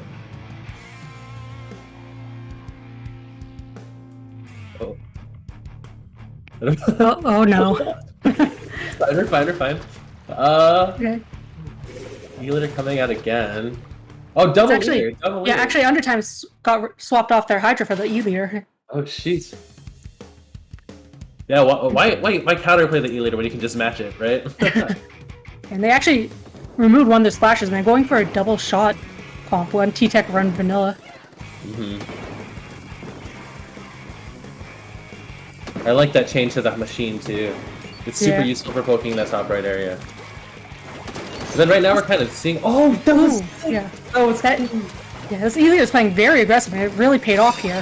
So now 2 go down for Undertime, and Project Marigold can get their push going. That's gonna start this snowball here. We do see one trying to come from behind. Oh, the tower is actually stopped by the other E-Leader. I love this E-Leader back and forth we got going. Looks like that's going to stop the push there. Yeah, 3 go down. It's just the machine left in mid. And Huge snipe. That's a delayed wipe right there. Back to mid. Now it's kind of Undertime's turn to kind of do what Marigold did. Yeah, Maybe get past this first checkpoint, but they already have the splash going down. yeah. They don't have a lot of presence up by the tower. They're going to have to back off and just Yeah. regroup for now. Yeah, looks like you're right on that one. But maybe if we can get another opening snipe again on the leader, maybe we'll see that push get going again. Yeah. They're popping Booyah Bomb, just trying to make some space, but it looks like the machine actually wins that 1v1 there. Oh, that's It huge! gets a set 2, nice. There's 3 down actually, it's just the leader left from Undertime. If they get They're one kind- in position here. Oh, and like, Nice. yeah. And now they're back at the first checkpoint. Really good pressure on this top right area too. Yeah. They can't even approach the tower yet. Oh! There's the Healy going down again. Now they're just rolling right along. Oh, that Gosh. oh, that Zuka took out, I think, 3 of them there. I think so, yeah. Yeah. It was amazing, Zuka. Was able to save that push from becoming so much worse than it could have been. I thought that was gonna almost be like a game ender there, but that Zuka coming in at just the right time. Yeah. So now, Undertime's starting to set up, but actually they go 3 down. They're not even able to start our own push. And Yeah, Project Miracle's able to just come back into mid, take control right back, and get back to what they were doing. I don't think they really even have to use many specials to get that 3 down either, so this push might just be... I think they're gonna get a lot out of this push. Yeah. Machine's getting really aggressive, setting up under these ledges, just trying to stop them. Yeah. It's working out. It's just the E-Leader left once again. Exactly where they want to be, and now they're at this next quick point, probably going to knock it out here too. Yeah, at least get this checkpoint for sure. Oh yeah, and might even get the 3rd checkpoint in the knockout. Yeah, this is just a, like 5 points left. yeah, it's just such my a snowball, gosh. and that's gonna be game in the set. Yeah, it's the best of 3 now, so it's just a 2-0, and Marigold's moving on to round 2. that's I always love watching Charger v Charger gameplay. Oh, I definitely love it. It always feels so personal, especially when it's Charger versus Charger. Yeah. I don't know. I know, for me, there's always that personal, I have to beat the other charger. There's always that level of competition, I feel, when I play myself. But yeah, a really good showing from Marigold. I think maybe just their mechanics really played a difference in those team fights. It seemed like Undertime had a little bit of trouble kind of getting footing to start off a push. Yeah. But really good, like, just knowledge of how to play the map. I think they had really good, like, once that first checkpoint was knocked out, they were poised to just really just get for that knockout. Yeah, once Project Marigold started a push, and they would just keep going until... Sometimes they would get stopped, but otherwise they would just get right back to it as soon as they came back into mid. And I think that adjustment for Undertime to go with that E-Leader pick was super interesting too. Yeah. It is kind of hard to go from like a Hydra to an E-Leader, but it seems to be working for the most part, even though they did lose the game. I think it did serve them well. Yeah, they definitely were able to contest it a lot more with the E-liter versus Hydra pick. Mm-hmm.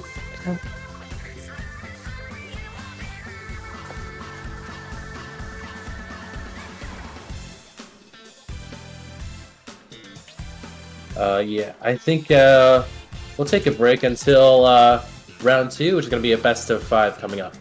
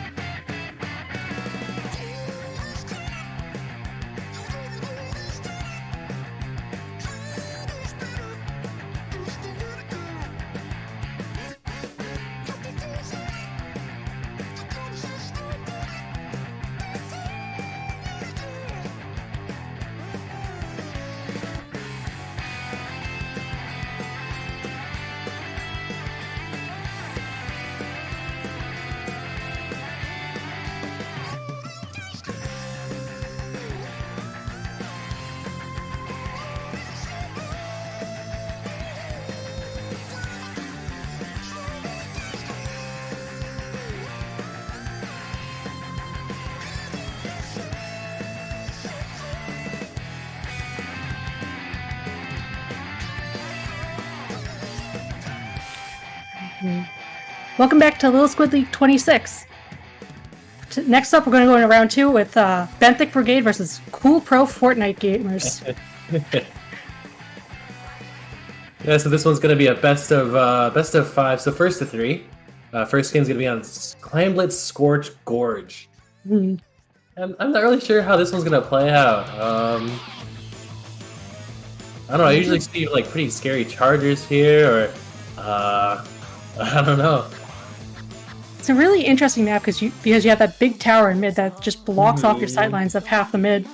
And ultimately, it's kind of about getting like control that right side area, but it's super hard to defend because as long as the other team knows how to play their bombs.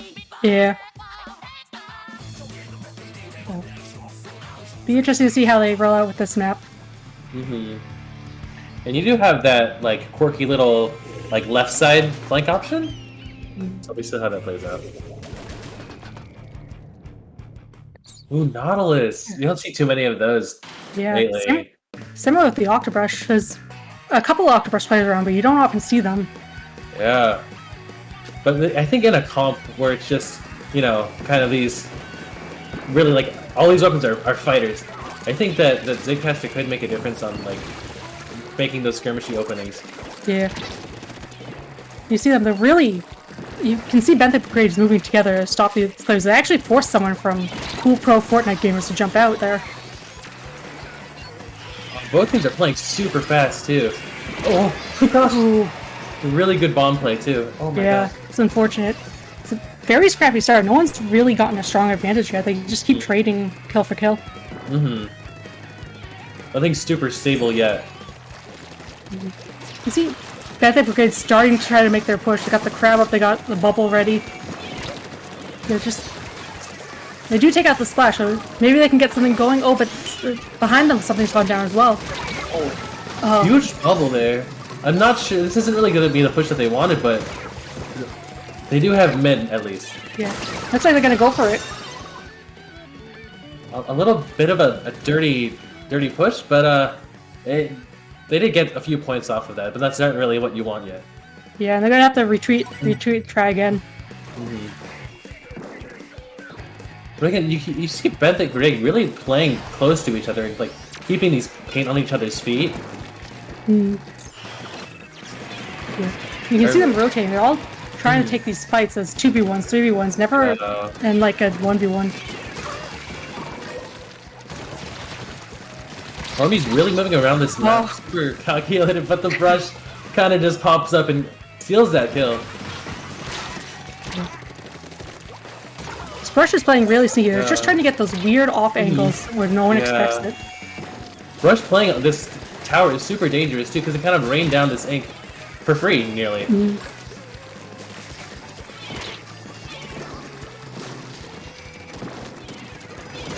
we see Fortnite gamers are starting to take strong control of mid. They got the Booyah Bomb, and they actually get one, I think, with the bomb. There's 2 down. This should be their opening, but not quite enough clams yet.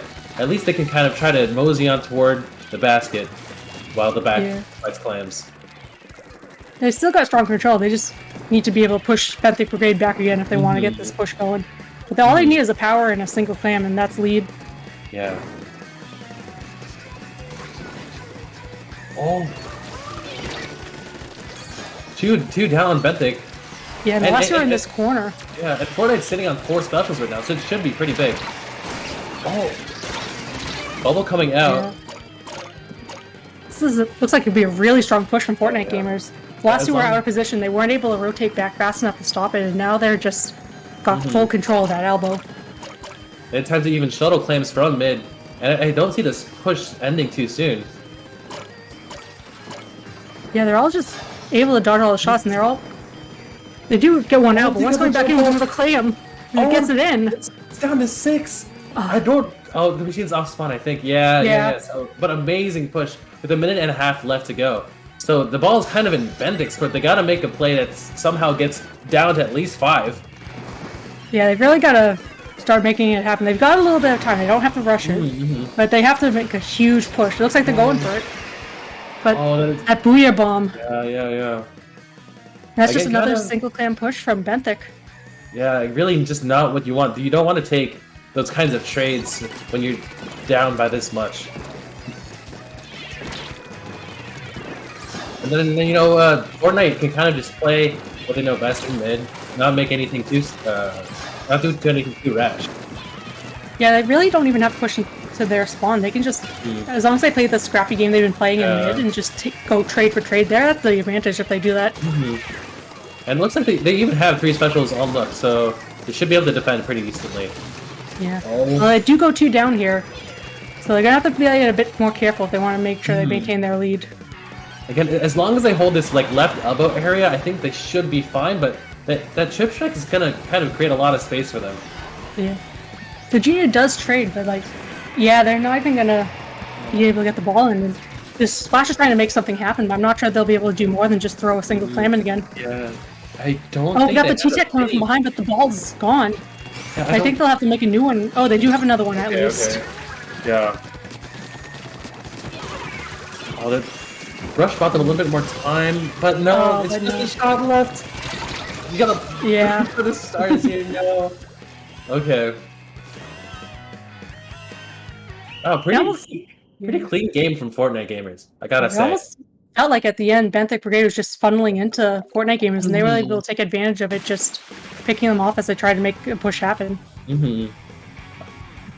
When those kind of plays happen, I kind of wonder if maybe they could have like entertained a left side angle push from like maybe one player to help distract for a right side push. We did see the T-Tech attempt that at one point, but unfortunately the rest, while they were doing that, the rest of the Benthic Brigade ended up going down, and unfortunately they weren't able to make anything happen off of it.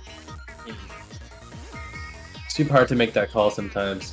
But looks like next we have Zone's Flounder. I don't think too many people like really. Oh, at least I don't know how to play this map. Yeah, so. I know a lot of people have liked Flounder. I have never liked Flounder. Even back in Splatoon 1, and I don't think I think it might be worse than it was in Splatoon 1. Yeah. It's an odd map with 2 very small zones. And a lot of there's a lot of walls in the way that prevents you having easy fights over mid.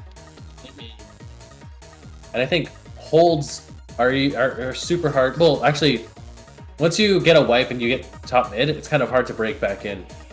Yeah, it's so difficult to fight your way back up. Yeah. It's so easy for the defending team to kind of just back up. But you have a few tools, like maybe like a Zuka I found effective, or Chip Strike can also move things pretty well. So we'll see how that plays out here. Be interesting to see if anyone brings in an anchor just to protect those high grounds. I think 2 brushes now. I think those picks will come in pretty handy. I think they're good at playing off that height advantage, and these. Although there's not really like a backline for them to pick off, I think they can still skirmish pretty well.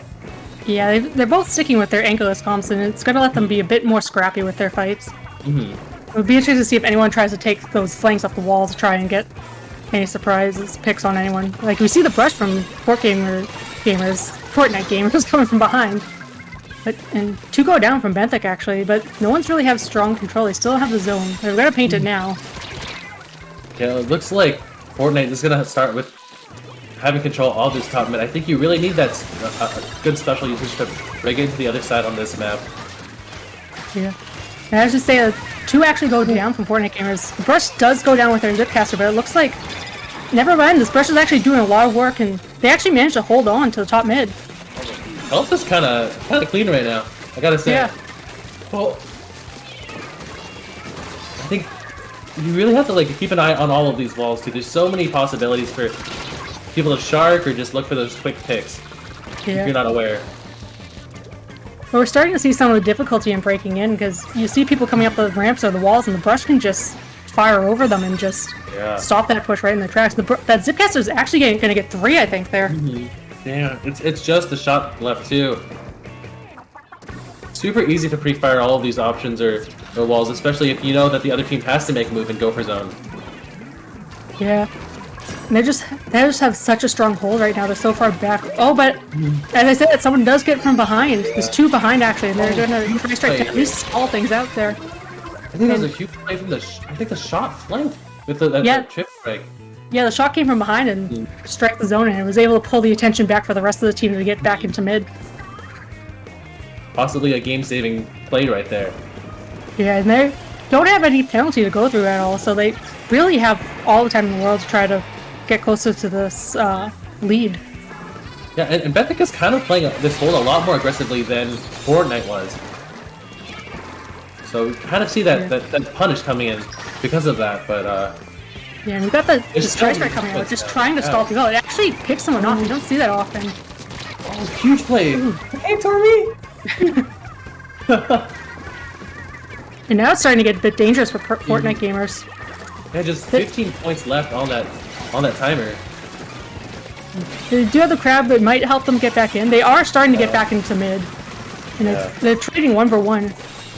They might be able to at least stall things. We'll have to see if they can manage to get the complete hold. Yeah, that special barrage is just about done, but hopefully the Booyah does get the cap though. Yeah, and they do manage to... That's 3 down on the side of Benthic, so now they're gonna have to fight their way back up. Exactly. Get a bit more patient on their hold. They're kind of just playing bombs and waiting for Benthic to make that first play here. Yeah, they don't seem to be interested in pushing down into the court much. We do see the machine going for the kill here, but... Oh, the trade! Yeah, I think you're fine with the trade there, honestly. Yeah. But, yeah, and it looks like Fortnite gamers might be able to hold on to things here. Yeah. Fish. Oh, the splash is kind of going in here. I think the splash wants more. Now, Okay. Fortnite gamers is almost through their penalties, so they're starting to start taking down. They're not very far from a knockout. They're still holding that crab too, and a bubble. Should be pretty big. I think the bubble should even just keep them off zone. Yeah, it's a huge Yeah. bubble. And that's gonna be game, I think. Yep. Yeah, strong 2-0 for Fortnite gamers. They just got to take one more game for this set. Yeah, it'd be interesting to see if Benthic Brigade see if they can come on their feet a bit and start getting the reverse sweep going. Maybe we'll get another brush v brush in game 3. Who knows? We started with the E leader versus E leader. We got the brush v brush now. Yeah. And especially if it's Makomart TC, I think the brush could do a lot of damage with all those walls and Yeah. stacks. I think the machine is gonna play a major role in this one too. But yeah, actually, Zipcaster does have a lot of funny angles it can take here by grabbing on those walls. Yeah. Especially, top left. That's what I'm always concerned about with TC Mako. Yeah, If you can get control of that, that's first checkpoint basically free, and then it can snowball off of there with all of the map control you can get off of the tower. Yeah, and with a weapon like Brush that can just spread so much damage out and arc in front of it, it can cause a lot of trouble up there. With that skirmish you get from the Zipcaster and 3 teammates that can also play pretty fast, I think that really changes up how your team fates are going to play out. So it'll be interesting to see if how much they switch up the comps or how much they might want to stick with what they've been doing. Like, they probably know their weapons. It might just be that this way they stick with what they know best.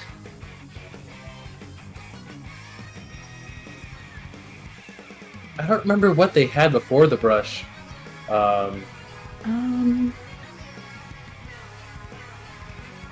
Maybe I'll assume it was a crab or something. I don't know. It's a safe bet.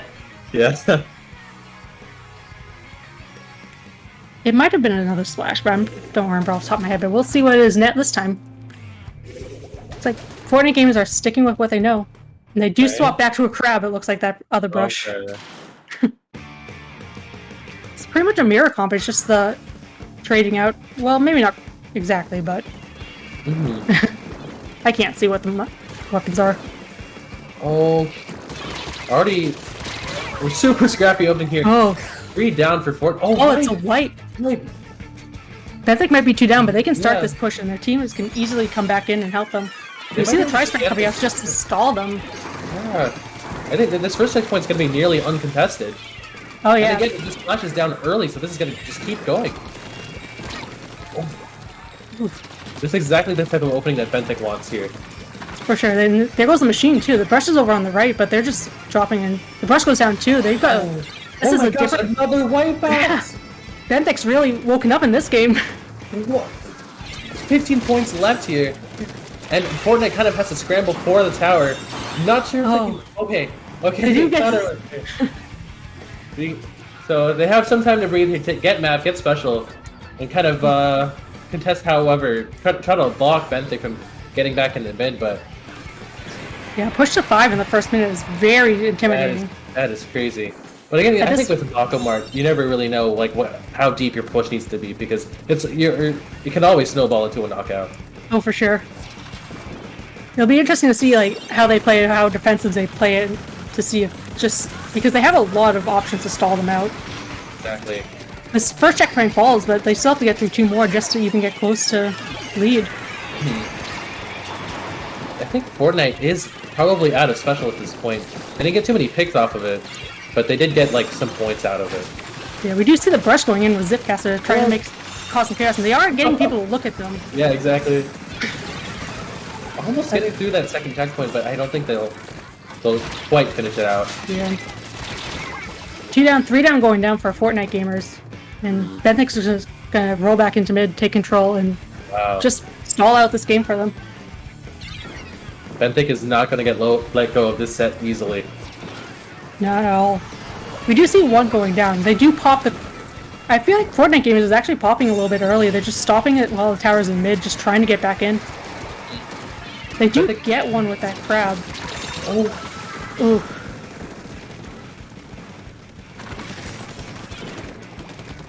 Yeah. Fortunately, it doesn't look like 2 go down for Fortnite gamers again. Benthick's just gonna hold this mid area and just prevent them from getting much farther. Every second that clock ticks down, you know, Benthick is happy with. You know, you just want that time to just keep going down. As long as your people aren't dying, you're fine. Yeah, absolutely. Oh, but looks like the brush got behind. They did take it down, but not before they took down their junior. But looks like it's just going back to more of that scrappy gameplay where it's a kill for a kill. I think Tormy is playing a little bit safer on this with his shot because I think they don't really need to do anything too scary either. Yeah, I feel like they're just playing it careful, poking at the other team, and just farming that tri-strike just to keep them from contesting certain areas very easily. Yeah, you can hold space pretty super well with that kit. But the brush, I don't know if I get anything out of it. They did move the tower with that, but no picks. Yeah. They have been pulling Benthick's attention every time that Zipcaster comes in. You do see 2-3 people going after it, and it'll be interesting to see if Fortnite gamers can take advantage of that. Oh my gosh, this junior's insane. They gotta that. Really interesting play. This push isn't quite done yet. Yeah, they're not letting up at all. You actually see them jumping right back into the action.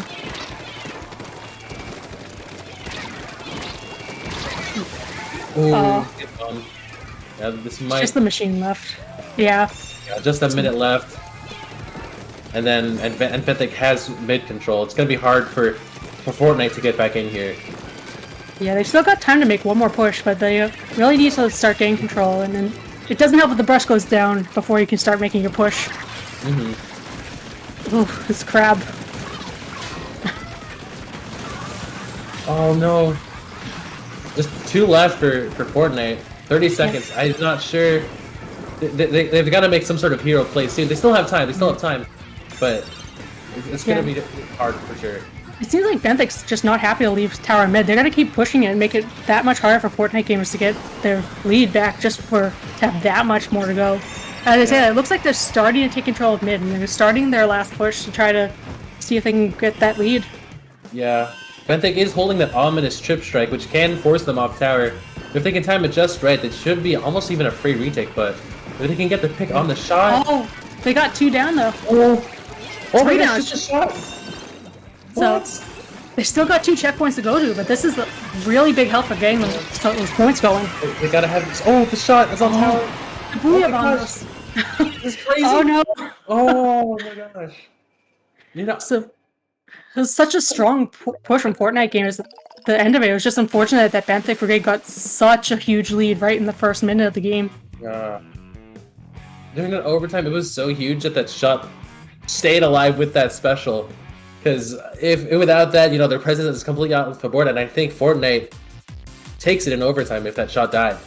Yeah, they at least had the presence of mind to play it safe as they were throughout the rest of the game. Just hold on to their special because they knew they still had that last checkpoint that Fortnite gamers had to get through in order to get even close to lead. It's like we're moving on to Rainmaker on Hagglefish next. I think this is going to be super explosive with these two. For the comps these two teams are playing. And I think Hagglefish Market, it plays pretty fast too, especially like after that first checkpoint goes down.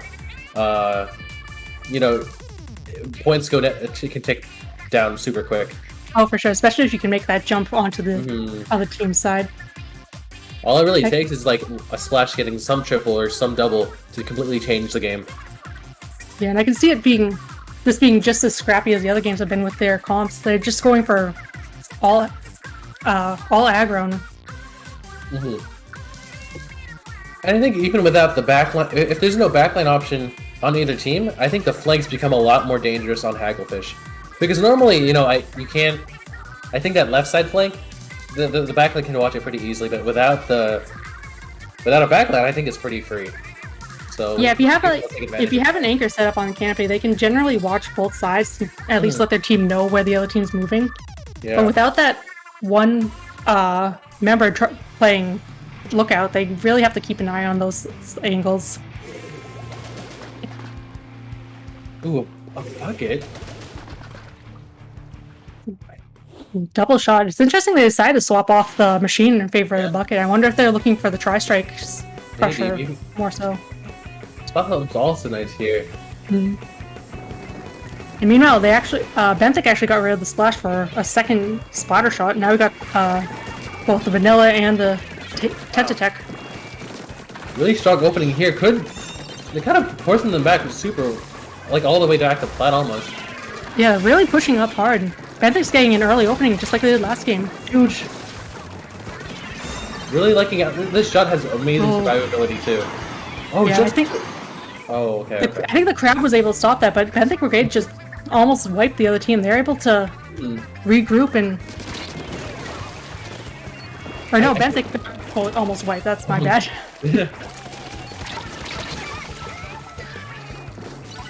I think that bubble earlier really saved like that push from almost being like a game ender. Absolutely, they couldn't even make it to the first checkpoint. And it looked like a very strong opening from Benthic Brigade. Yeah. No. You see this brush trying to get up to maybe cause some havoc, but they get caught out and they have to back off. Yeah, Kelps has been doing a good job of really making those aggressive plays for the teammates to kind of play off of. And they are sitting on 3 specials right now, and they do have mana coming, so this could be pretty big. Yeah, and they do start bringing them out with the Zip Caster, catching the Nautilus, maybe getting a second before they have to return. And and that's 3 down from Benthic, and now they can get this checkpoint. But they are the last one alive for Fortnite games, and they're forced to back off. So this push that could have been a whole lot more devastating. They were able to, Benthic Brigade was able to hold them off, and it's a lot more manageable to take back control. I was surprised the Gamer John 5 was able to get out of there cleanly too after getting that checkpoint. Yeah, normally getting checkpoint is almost sometimes a suicide play, but they were able to back out, and they didn't take any fights. They were able to just get back, regroup with their team, and get ready for the next push. Like in two going down for Benthic. It seems like they aren't really winning enough fights here to start off that push, so now it's Fortnite gamers' chance to get this push off. And they already have this first checkpoint down, so maybe if they just make that jump onto flat, that's gonna be but the T-Tech's actually able to get 2, including the Rainmaker. That's gonna stall them out and give Benthic enough time to just get their offensive ready and keep them from pushing any farther. They're kind of playing back, waiting for their teammates to come back, yeah. Yeah. The Brush is actually backing off to go play more with their team from their spot. I think they got called out, maybe. I'm kind of waiting for that Zipcaster to come out. Again, 3 specials for Fortnite. They gotta make a play soon. Yeah. Oh, but the splash goes down. Yeah, and that's loss of the crab can be huge. And here comes Benthic now. It's just the Slosher left, and they're going to go down too. That's a delayed wipe. That's easily at least be checkpoint. Recheck. And if they just grab this Rainmaker and move it just a little bit, that should be lead too. Yeah, they're going to try and make the jump, I think. They are. Oh! But they get the points at least. Okay. Oh, the movement! Oh, Oh, this might be it! Oh, we have a 2-2 set. Fortnite versus Benthic. Oh my gosh. That was such a strong push at the end there from Benthic. They were able to just keep it rolling. Yeah, and you know, the other... Honestly, it's hard for me to keep track of, like, you know, how many people are going down, but I look at the board again, and they got a wipe off, and they got just a knockout off of that. It's crazy. Yeah. These are playing so fast. And that movement on the Rainmaker carrier, able to dodge the sloshes, get... Even if they missed the jump, they were still able to quickly recover, get through the ramp, and knock it out. Yeah, yeah. I was concerned when they missed that jump off, but what really matters is that they knocked out. So... Sure, the rest of the team was able to still support the Rainmaker, let them push it all the way that they needed to. So, going to a Game 5, which is going to be Clan Blitz on Inkblot Art Academy. I always think that like these Game 5s or Game 7s on Inkblot are super cursed. I think Inkblot comes off in these last games situations, but I don't know. I think both teams should probably have knowledge on how to play this. You know, everyone knows how to play Inkblot, right? But do you know how to play it better than the other team? That's always the question. And I think things like Crab, that Slosher could also be big here. Be interesting to see if the brush can get up behind them in their bats, try to cause some chaos. If you can weasel into bats, that gets you a lot of points because it's so hard to remove you. Because not many people really play bats in Clan Blitz. Yeah, and if you get someone up, one of your Slayers up there can cause a huge amount of problems because then you have to worry about scoring from behind, scoring from front.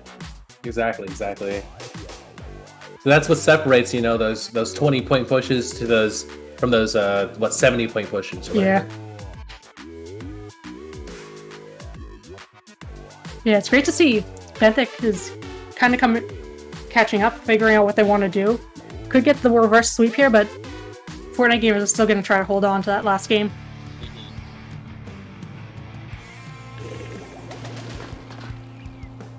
Fortnite gamers coming out still. Yes, sticking to what they know. I think we're going back to the old standard. Yeah. The machine coming back out instead of that slosher, but even if we're seeing like things like the nod, splash, sticking. You see the brush kind of taking position on this left side. I like that because that kind of entertains that left side push too with that rail. It actually pays off. They actually take down the T-Tech from Benthic. And they're just holding onto this left stack, carrying this pressure and threat.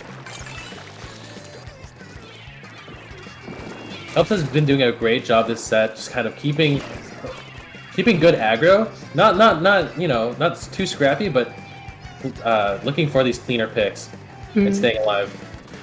Yeah, looks like they're gonna get called out, but they actually take 2 down with them before they go down themselves. Oh, they drew like 3 people over to them and got 2 out of them. It's crazy. Yeah. But Benthic is able to clean it up, and it's just the junior going to be left for Fortnite gamers to try to hold them back. It's always good to have, you know, something like a junior to kind of suit or anchor these really aggressive comps because it has flat bombs and bubbles to kind of hold space.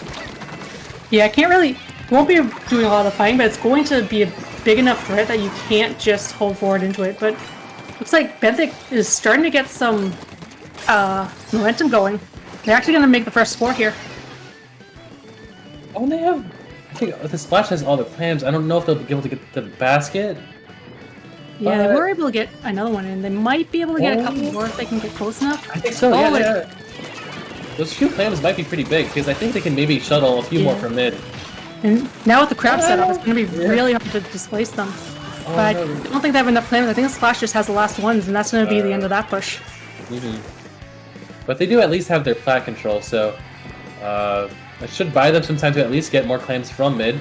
And this nod is positioned pretty nicely on this left side, so it has those sight lines to play off. And they have so much control of the other team's plat, like, they're still up there even though it pushes it over. This brush is coming from behind, try to see if they can slow this down. And it looks like, yeah, Benthic's gonna go 3 down here. It's huge. They might have to. Oh, Kelp's kind of going for this cleanup. Gets it. Yeah. I love how Brush can kind of play these off angles. Yeah. Huge. Looks like it didn't get called out. He's going to get another one there, too. And now he's just going to sit here and try to hold this left area, cause enough of a threat to help his team get in. Oh, almost got caught up by that bomb. Yeah. They're playing very cautious. They're not trying to push it too hard, but they've got that Zipcaster ready to start causing some problems. They're actually going to use the rail. Yeah, they're getting up into that bats area. Oh, and they have the claims for the power. Yeah. They're They got jumps another off. person jumping in. The brush does go down, but they're able to get a few more clams in. But that is a wipeout, so Benthic is able to stop that before it becomes too dangerous. Yeah. Really good defense there, because normally that can be such a dangerous push. Yeah, they were at least they were able to catch it out and were able to stop it before it caused too much of a problem. They're actually already making the next push. Benthic already poised to get a push off. Mr. Awesome! Yeah. Hey, show double.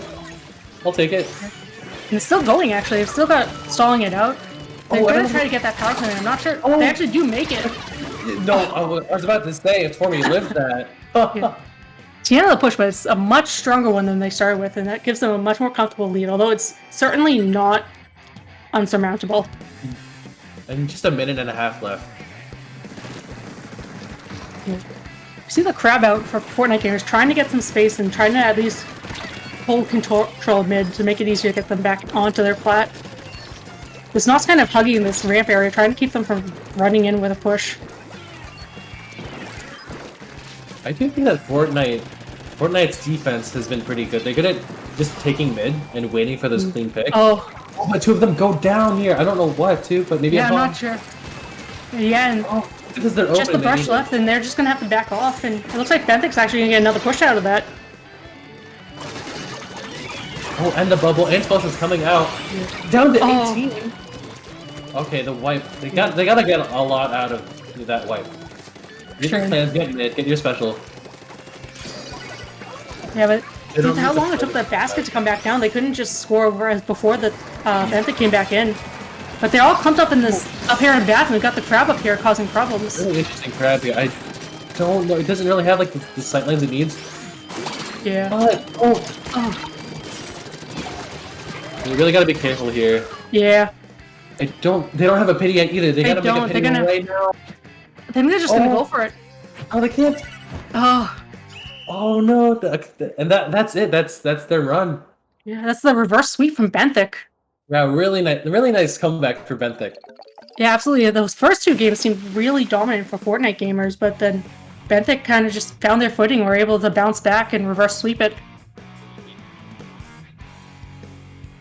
They had a really strong back and forth like throughout this whole set. I could see this like playing out differently with just a few like different decisions. For Yeah, next- absolutely. Yeah, there's such a fun set to watch. See them going back and forth in all their fights.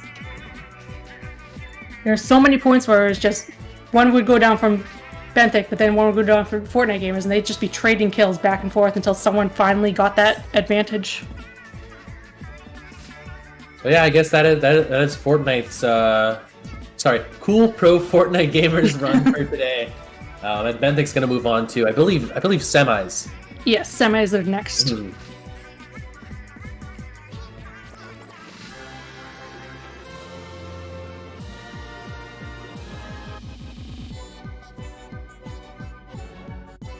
Sign off, I guess.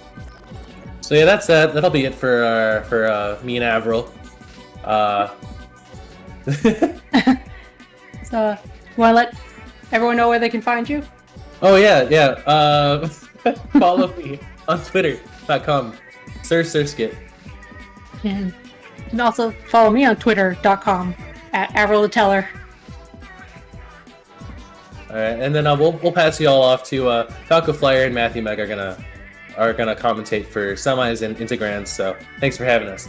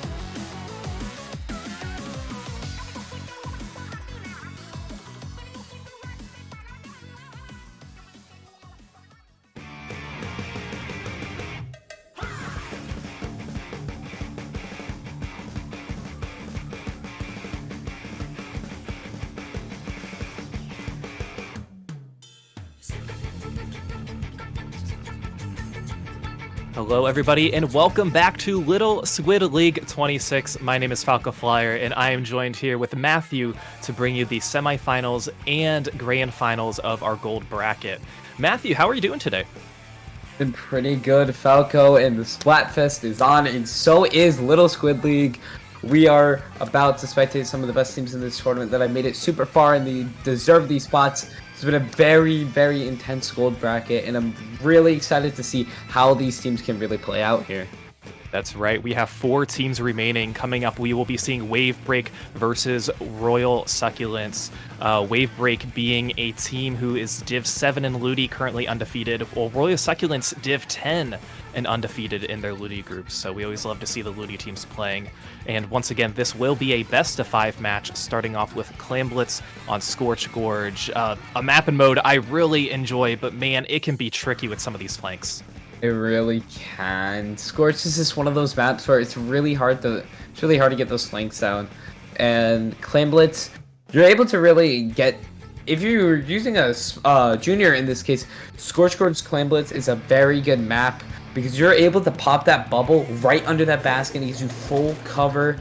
You're able to do whatever you want here. But we're going to be jumping in right here. Let's see these comps. We got a double splash, T-Tech, and Flingsley coming out from Wave Break, and a Slosher junior comp coming out from Royal Succulents. And the stage is Surgeon Shipyard rather than not Scorch Gorge. Oh. So yeah, even a different play style that some of these teams are going to have. But yeah, we are going to see the double crab come out on the side of Wave Break. Right now, Royal Succulents taking over pretty quickly as they're trying to find more footing. They are going to have a few players down, but they are going to get a few picks along the way. And with that, Wave Break going to be using some specials pushing in. So not a very long cap for Royal Succulents, but enough to set the tone. And with those two down, they're really able to push back on zone here. But with that splash down, this is a chance. They get the lead, but we do see that junior jumping right in. They're going to get pushed back into that fight zone. They do have the bubble at the ready, but they are going to get picked off here. It's now down to a 3v3. We do see the Flingsley. They have to back up there. They're going to have to charge up missiles and try to make a push back in here because now Royal Succulents, they back half the zone, and all they really have to do here is charge up the specials. But there goes the Dynamo, and this might be a really tricky spot for Wave Break to really get back in. Yeah, so not so much of a great lockout phase from Royal Succulents so far. I mean, it's still pretty early in the match, but they've been able to hold on for just enough to keep this zone and using some of their specials. But they are allowing Wave Break to break back into this zone, and now with 2 players down, this will be an opportunity for them to cap, giving 35 penalty points. And look at this, Wave Break now doing a good job on their lockout.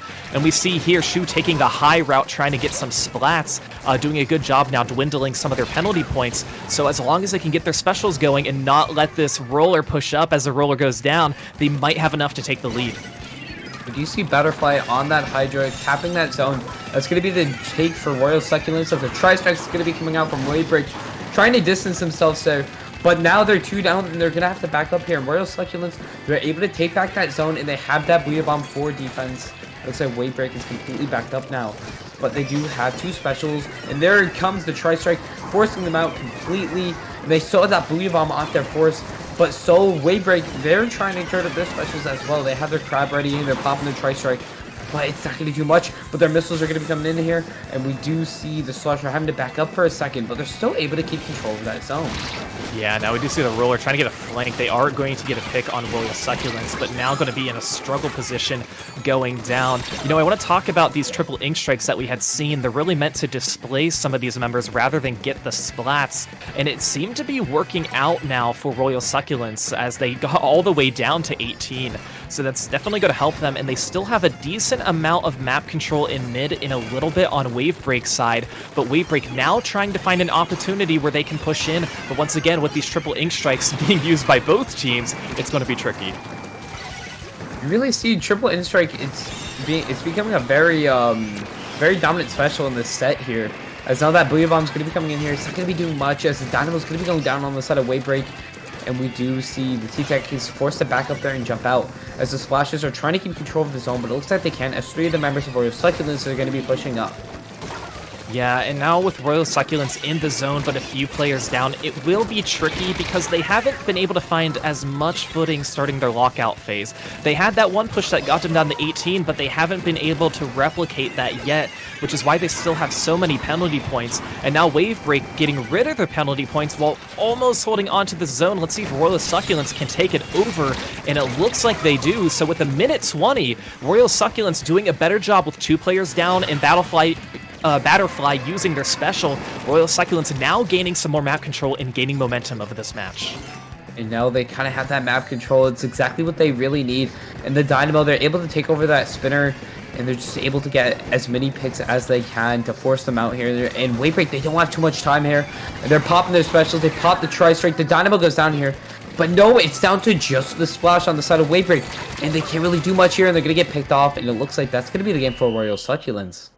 Yeah, so a little scrappy at the beginning, but Royal Succulents just holding on to the zone. That's all you really need to do in those last few seconds, just to make sure no members from Wave Break can break in. And I think, too, what really helped Royal Succulents is that Wave Break seemed a little staggered on their comebacks. They never were able to push in together.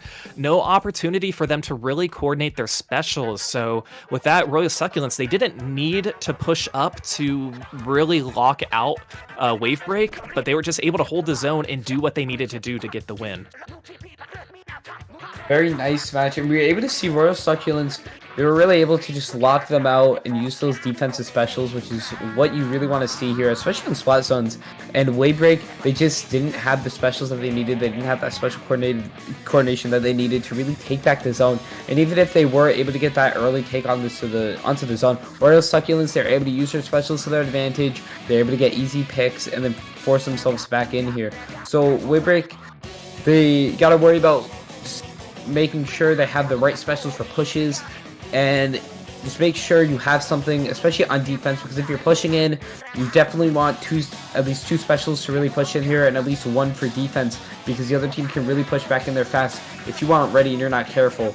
So that's what Wave Break needs to really worry about here, because Royal Succulents, they were really good on their special coordination, and that really allowed them to take over the map, and they were able to get those picks that they needed, and they're able to take that game 1. So it's gonna be an interesting set, to say the least. As Royal Succulents, if they can just keep bringing up the special pressure, I think they could secure the set. But as Wave Break comes in here, if they can just coordinate their specials, they also have a very good chance of winning this set. So I think this is going to be a very close set, to say the least, Falco.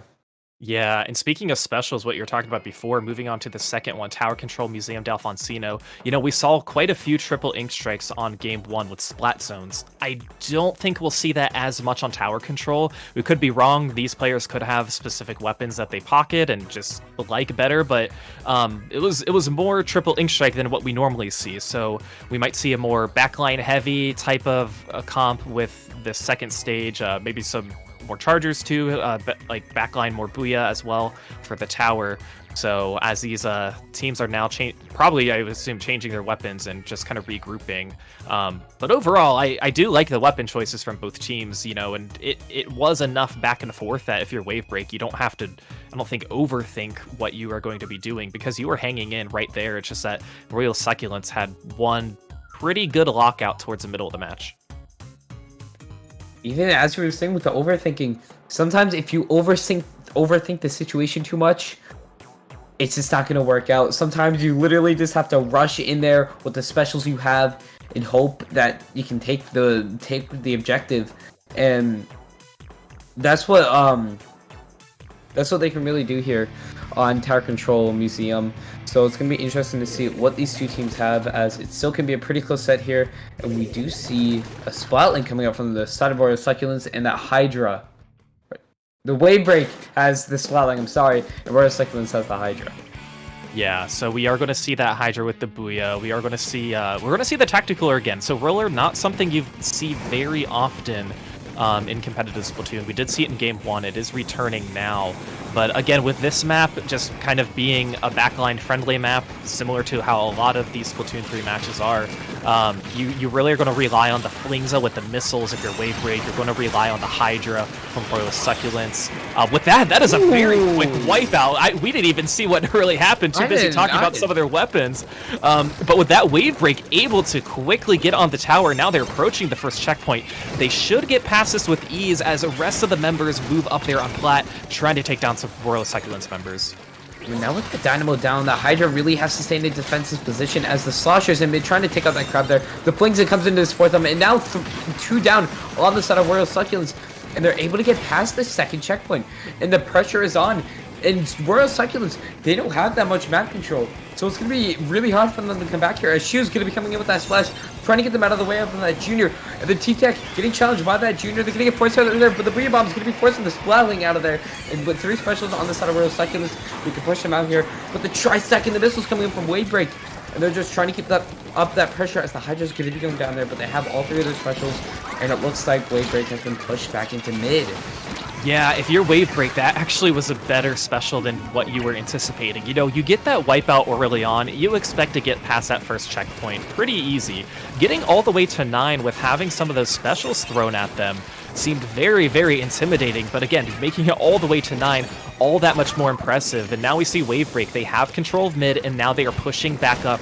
Luckily for them, they don't have to go past any of these checkpoints once again, so it's all about coordinating these specials and getting some push, once again using the triple Ink Strike to displace. And we see a roller v roller matchup here with Cheeto versus one of the Royal Succulents members. Yeah, Cheeto doing a really good job with some of these picks. So look at this tower. Tower getting all the way to 6 this time. We see one member of Wave Break tried to get there in time. It was going to be the Splatling, unable to do it. So another aggressive push from Wave Break without even being halfway through this game. And now, I think they were listening to me, because Wave Break's coordination has been on key this entire set. And now that we're halfway through this match, Royal Succulents, they haven't gotten any area to really push up here. And now with the Dynamo going down, this could be a chance for them. But they have 3 specials ready, so they could push here. And the Wave Break coming in from Wave Break, trying to force them out as much as they can. They do have another 3 specials ready on the side of Royal Succulents for the push. But they do have Crab, Tri-Strike, and missiles on the side of Wave Break. And it looks like here come the specials. We do see JoJo on that Splatling, trying to get any picks he can on that left side. And now we do see the Hydra on Royal Succulents trying to keep that paint as much as possible. And Royal Succulents are going to be taking the tower, and they're popping that bubble right on the tower. The Tri-Strike is going to be forcing them out here. And we could see a pick from JoJo right here, as we do see 2 down on the side of Royal Succulents. And the Booyah Bomb getting cancelled. And this could be a potential wipe here, as it's just that Dynamo. And they're going to be running back there and getting the pick off of the shot. But again, Wave Break keeping up that pressure and then pushing up just what they need to win this match. Yeah, that was Royal Succulents' first opportunity to really make a push. Unfortunately, it wasn't what they were expecting, and they still had some specials that they were able to save, but when you don't have your full team roster, it's going to be difficult. And with that Wave Break, they were able to take control of mid once again, but now as the tower pushes more to Royal Succulents' side, Royal Succulents able to respawn and now take control of mid. So we are seeing this back and forth game, but you know, if you're Wave Break, you want to be conservative with your pushes, but you also don't want Royal Succulents to get extremely comfortable, because with just a minute left, they have 3 checkpoints that they still have to get through. You are pushing up, getting your picks, which is great. You need to keep doing that. And now Royal Succulents has more map control as they're on the tower, approaching the second checkpoint, but not with all of their players alive. Booyah's going to be going up, thrown forward, but we do have members jumping in from Royal Succulents getting to this tower. Can they get past the second checkpoint? It's going to get trickier and trickier as no players are up there on plat. So a good save from Wave Break to keep this game alive and have 20 seconds remaining to try and just not let Royal Succulents push up even further. The crab from Shu really forcing that Hydra away.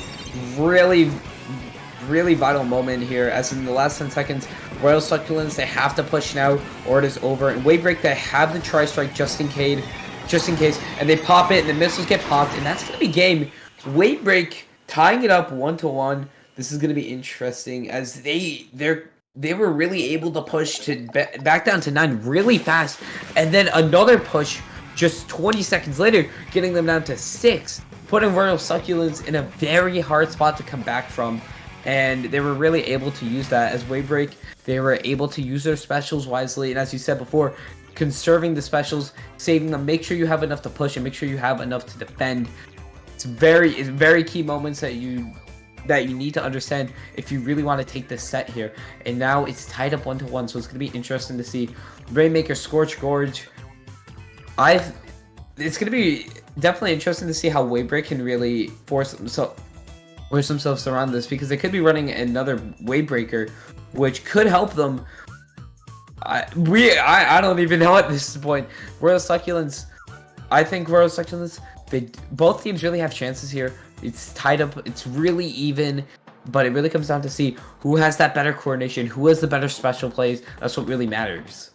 Yeah, and for that second game, what really helped for Wavebreak is when you get your splats, when you get that wipeout early enough in the game, you're able to do that without using any of your specials. So by the time that you push to that first checkpoint, your entire team has their specials ready, and that's exactly what happened for Wavebreak, which is how that extended them to the second checkpoint, and then the third checkpoint even. So again, you get that early type of momentum, and you can do that in Rainmaker as well. You know, now that we have a checkpoint in Splatoon 3, there's a little bit of a hiccup, but if you can get to that checkpoint on your opening push, it's going to make you that much more comfortable to get the lead. But yeah, like you said, with how these teams will have to adjust on this third game, Rainmaker, Scorch Gorge, a little more predictable as teams tend to go towards the right side. You know, sometimes if you're feeling gutsy enough, you can kind of take it on grates and go left. But yeah, I think it's going to come down to maybe getting that opening wipeout for either team, and Royal Succulents perfectly capable of doing it. We saw that they had a very good lockout phase in Splat Zones and Sturgeon Shipyard in Game 1. So again, I think they can do it, and like you said, a very even matchup so far. So it's a coin flip. And it's going to be really interesting. As you said before, Rainmaker, Scorch Gorge, you either take the safe route, which is right, or you take the grates in mid. And I believe it was Royal Succulents with the Hydra. It might be interesting to see if they're going to keep up with the Hydra. This might be a troublesome map, because you're really fast paced here. So the Hydra might have a harder time to really push in here. But let's see, we do see again that Flimsy coming up from Wavebreak, and they do end up staying with the Hydra and the Dynamo. So kind of a slower comp coming out from Royal Succulents, so they're really going to have to get the wipeouts here. As Wavebreak, they have a much more faster, aggressive comp with those missiles and the shooters. So let's see how this can really go out here. As we do see Wavebreak, they're going to get that pop. But look at this comp too from Royal Succulents. You have the Hydra and the ballpoint. So you're going to have quite a bit of range, especially with the Dynamo and Slosher. Not a comp we typically see. There are 0 frontline weapons at that. So it's going to be tricky. If they don't have enough paint, that's going to be really hard. And speaking of hard, it's going to be hard for Royal Succulents to really break in with having a few players down, as Wavebreak picks up the Rainmaker, taking it towards his right side. We do see the triple ink strike being thrown. Ooh, and the Rainmaker had to drop off as the Inkjet is now pushing up towards them. Inkjet is now going to end. So if you're Wavebreak, that's an unfortunate dropping down in the pit on the right side. So I would say Royal Succulents, they lucked out with that one. Have a chance to really push here with that Tacticooler, and they really need to use that Tacticooler to their advantage, as they do have range on their side, and they outrange, I'd say, half of Wavebreak's comp. So it's gonna be interesting to see her. They gotta combat those missiles. It looks like they're gonna try to take that right path for the bomb point, getting thrown off track here. Battle Fly with the Rainmaker, and they are able to get the pick off the Flings, and this could be a chance for them to push, but they do have that Inksuke to combat, and that's exactly what's going to happen, and it's going to throw them off completely as the Slosher's trying to shark them out. But now there's nobody by that Rainmaker. They gotta stay together now, as they're just trying to keep Wavebreak back at any cost, and Wavebreak, they just have to keep going this monster, and the Swelling pushing up a little bit, popping that Wavebreak. They're gonna get hit there, but the jet's gonna be going down there, and it looks like Wavebreak's Inkjet is gonna get that kill on the Rainmaker. And now Wavebreak, they have the map. Now that they're 2 down, they have a really good chance here to push up here. But the Slosher does still have their special ready for defense, so let's see how Wavebreak can really get around here. As it looks like the Splatland is going to be the one who's probably going to be picking up the Rainmaker here, but no, they get taken out by the Hydra. And now with that Tri-Strike, forcing Wave Break out, and now it's pretty much neutral with Royal Cyclist having a little bit more map control. And we see Batterfly on that Hydra. They have the Booyah Bomb ready, and that's exactly, they're going to be popping that Booyah Bomb, trying to force Wave Break out. They're going to be popping the Tactical, the missiles from Wave Break, splitting them up here. The Crab from Wave Break coming in here, but it gets shredded by that Hydra. And the Hydra in that super dominant position there, as the Zinko's going to be coming in from Wave Break, trying to push my hands. The Splash is going to be trying to strike that Hydra, trying to get them out of there, but it looks like the Dynamo's going to try to help them there, and it looks like the Splash is going to be jumping out there. With this whole match, Royal Succulents have had control of mid, and I mean, we're 3 minutes into the game, and nobody has picked up the Rainmaker and really left where it spawns. There was an opportunity for Royal Succulents to push in while Wave Break didn't have any of their specials that they were using, but now it's going to be hard because you have the players who have all the specials that they're kind of building them up. So, again, I wouldn't even say like this is really benefiting either team. It's just going to make the last 2 minutes of this even more deadly. But speaking of deadly, look at this push as Royal Succulents tries to get to the podium. They just fall short, but this is the first real push that we have seen so far. Wave Break now using some of their specials. They are also going to be picking up the Rainmaker as they try and get some more control of mid. We see Pola, the ball point from Royal Succulents, backing up as Wave Break trying to gain some more control. And this will be Wave Break's first real opportunity to try and get the push. So they should be set up for success if they can coordinate some of their specials, but they're having a hard time breaking through mid. It's not sure they're able to push them back there, and with that Tri-Strike, looks like they're going to be trying to push the Rainmaker, but no, it's not going to work. And with a minute left, 3 down on the side of Wave Break, Royal Succulents, they just have to keep up mid. If they can get one more push in, that's great. But now Wave Break, they really have to be on that offense. They have to have their specials ready. Trying to force out that Hydra is really key to winning this match. As long as they can get past that podium, it could be in a good spot for Wave Break. Now, the Rainmaker is going to be resetting. We see Savwolf on this shot, just trying to force him out here. But with the Rainmaker pop, it looks like this could be a chance for Wave Break to really push in here. But the Hydra painting up completely. They're trying to get forced out here, but the Reamom's going to be coming in. The Crab coming in. Everything's getting popped now. And the Rainmaker is running for their life, trying to dodge that jet. And the Hydra goes down there, and the Dynamo goes down there. And now 2 down on the side of Royal Succulents, and it looks like they're going to be pushing up here. And this is a Remember, really they just need to get to the checkpoint, or even slightly before the checkpoint. It looks like they're going to do it. Yes. They didn't even have to climb up all the way. They were like, hey, let's go for the dunk. Let's try and get it. It's rare that a Rainmaker game ends before any team gets to the checkpoint, but we just saw it. And look at that map control by Wave Break. You know, I was worried for them at first whenever that Booyah Bomb came out. I was thinking, I was like, oh, that's a great Booyah Bomb from Royal Succulents. I don't know how they're going to respond, but Wave Break going all the way around the side, getting a few picks, getting more control of mid, able to paint up by the podium. And luckily for them, that path was already painted just from trying to get some of their splats. So it's so hard because that could have easily happened in the first minute of the game, and then you splat them right when they get on the podium, and then you have, 4.5 minutes perhaps to respawn.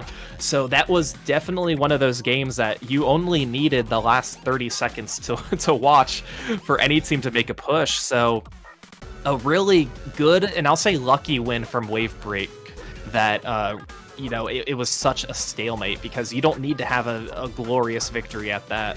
But with that, they will be in the driver's seat and just needing one more game against Royal Succulents if they want to move on to Grand Finals. This is going to be interesting. Now, Wave Break that have that advantage over Royal Succulent. Doesn't matter if they lost that first match, they won the next 2. And now with Wave Break in the lead, then they just have to win Clan Blitz Mako. And it's going to be interesting how they play Clan Blitz here, because they have that Wave Breaker to their advantage to try to just disorient Royal Succulents, which is what really needs to be done here. And if they can't do that, they're going to have to bring it back home on Splat Zone's Inkblot. So it's going to be it's really just best they can just try to take this next game, because it's going to be even worse in that next game. Because remember, Royal Succulents, they took that first Splat Zones game. So if they can take that first Splat Zones game, they have the ability to take that last Inkblot game.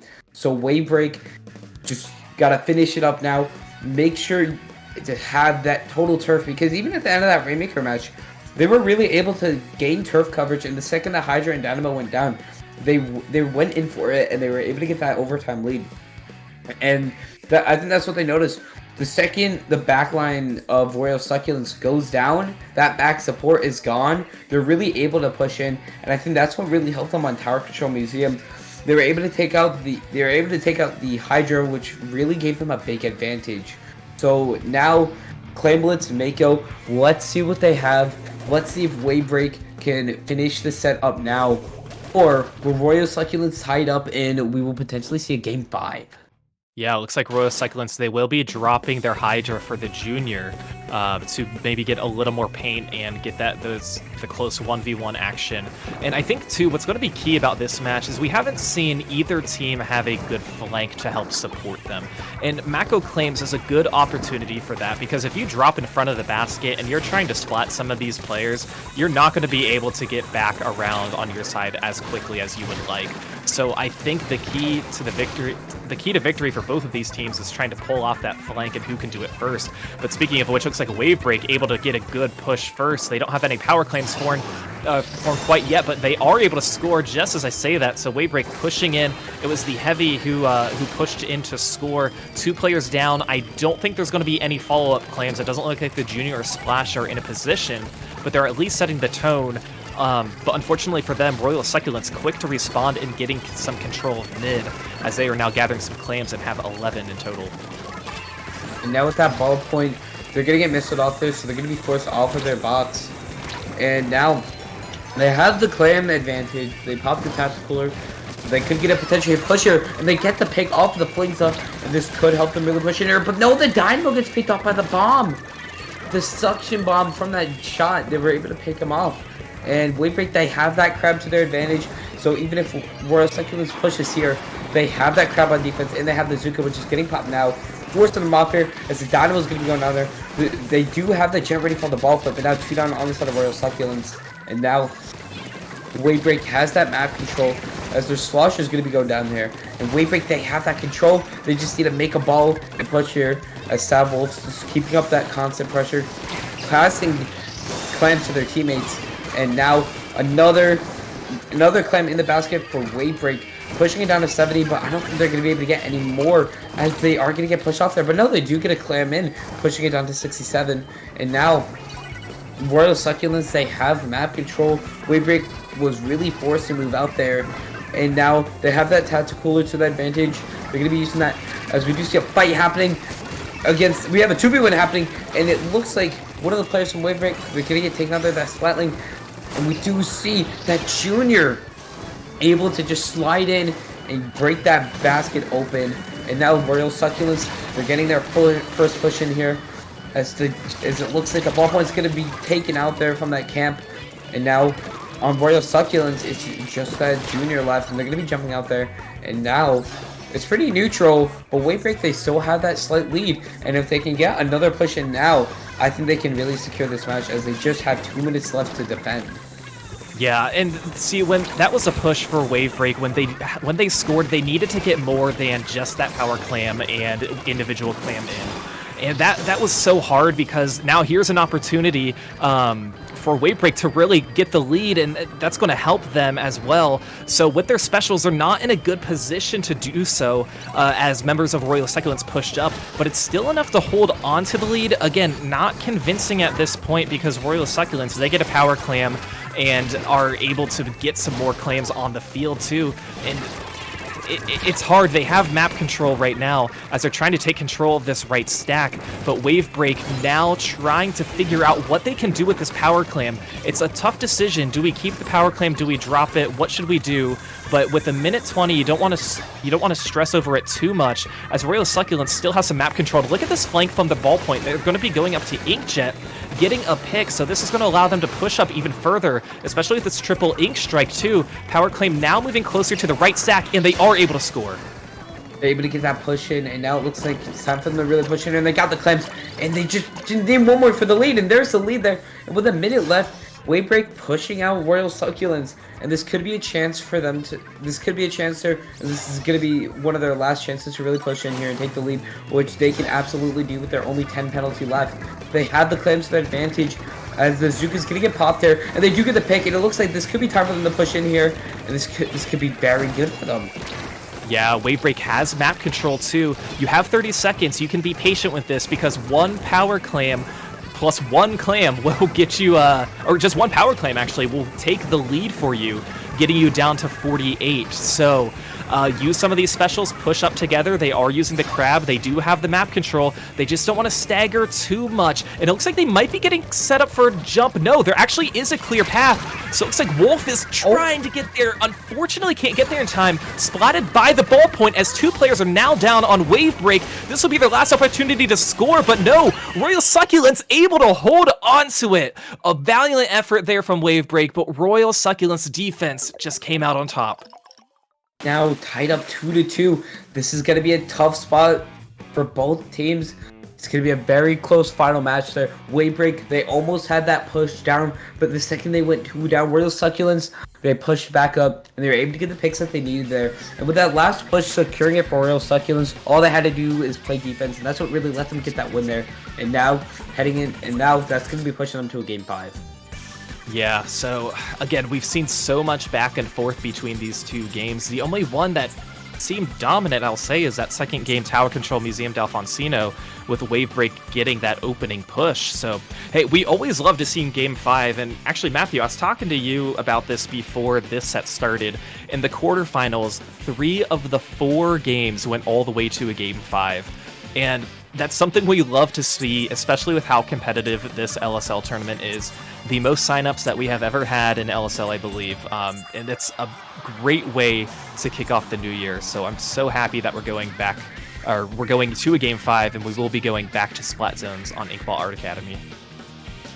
Probably one of the more closer low-level tournaments we've seen with those close games for 2023. This is definitely a good way to start off the year. We love these close tournament sets. We love to spectate them, as in Gold Bracket, there was only one time that a team sweeped 2-0. So all these matches have been super close, and that's what you love to see. And that's what low level really is about. Getting noticed in the community and taking those games, getting Gold Bracket and winning. That's what they really need there. And now this is definitely going to be a really hyped set here. Wave Break and Royal Succulents tied up 2-2, and it all ends on Splat Zone's Inkblot Art Academy. I think it's going to be a pretty close game. What do you say, Falco?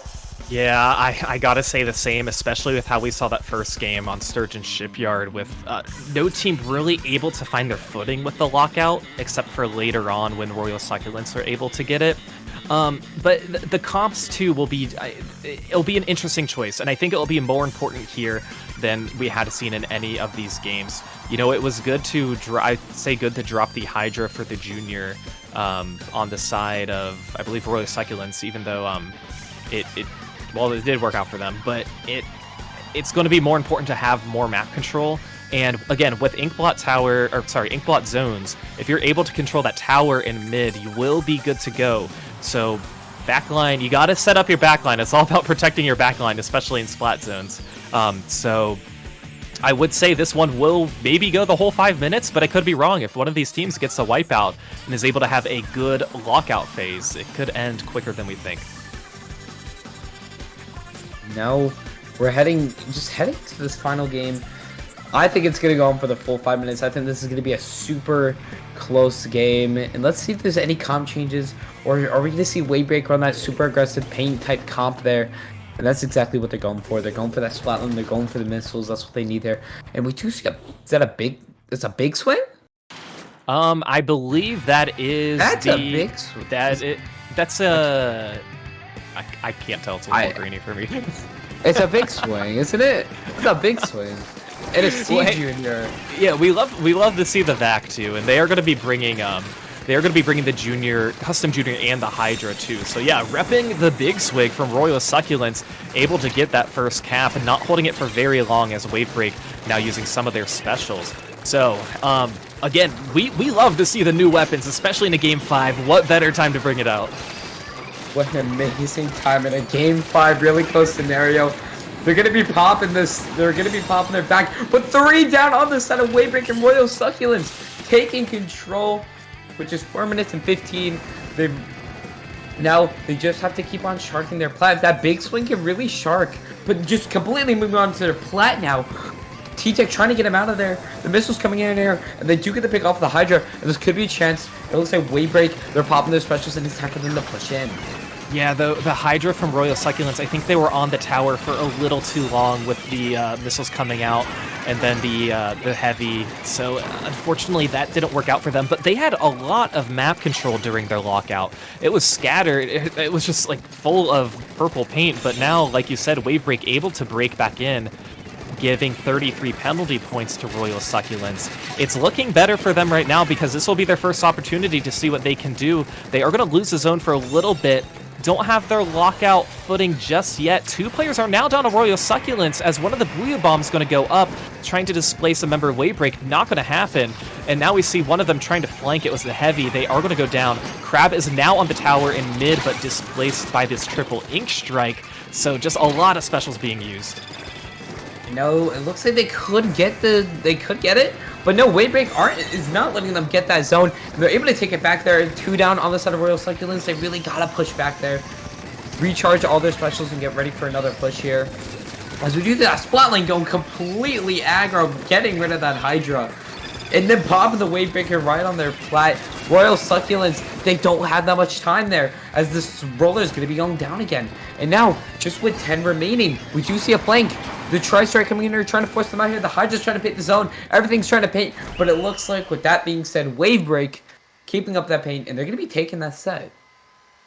Yeah, so Wave Break with an impressive win, moving on to the grand finals of Little Squid League.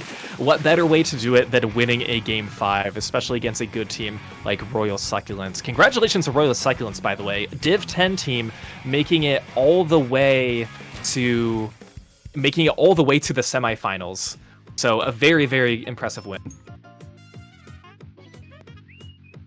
Incredible set, to say the least, in Wave Break. They're taking it home, and they're going to be appearing in our grand finals of Little Squid League 26. I hope you guys are ready, because Grands is actually right about to start. So we're going to get these teams into the lobby. But what do you think, Falco? What are we gonna see here? I think it's gonna be an even closer set. Yeah, so to keep you guys caught up, Benthic Brigade, they beat the 6-star team 3-0, actually in a pretty quick matchup. You know, any 3-0 is going to be rather quickly. So Benthic, they've had a little bit of a break that they could regroup, whereas Wave Break, I'm not really sure if we're gonna give them a little bit of time before we hop into finals. We're just going to kind of play it by ear. But yeah, Benthic Brigade versus Wave Break in your grand finals for LSL 26. Such a fun matchup that's going to be coming your way. This is going to be interesting. The Seed 1 team versus the Seed 15. You love to see it. You love seeing those lower seeds making their moves in the big brackets. And that's exactly what Wave Break has been doing. They were able to really hold their stuff together against Royal Succulents. And now they're going to be at least second place for this Little Squid League, which is going to be a very good result for them, especially to back up in their future. Yeah, and this is the first LSL for, I'm assuming, a lot of these tournaments. So it's always good experience. And remember, there's also the silver bracket for teams who didn't make it onto the gold bracket to get your quality matchups. So overall, good experience, good turnout so far.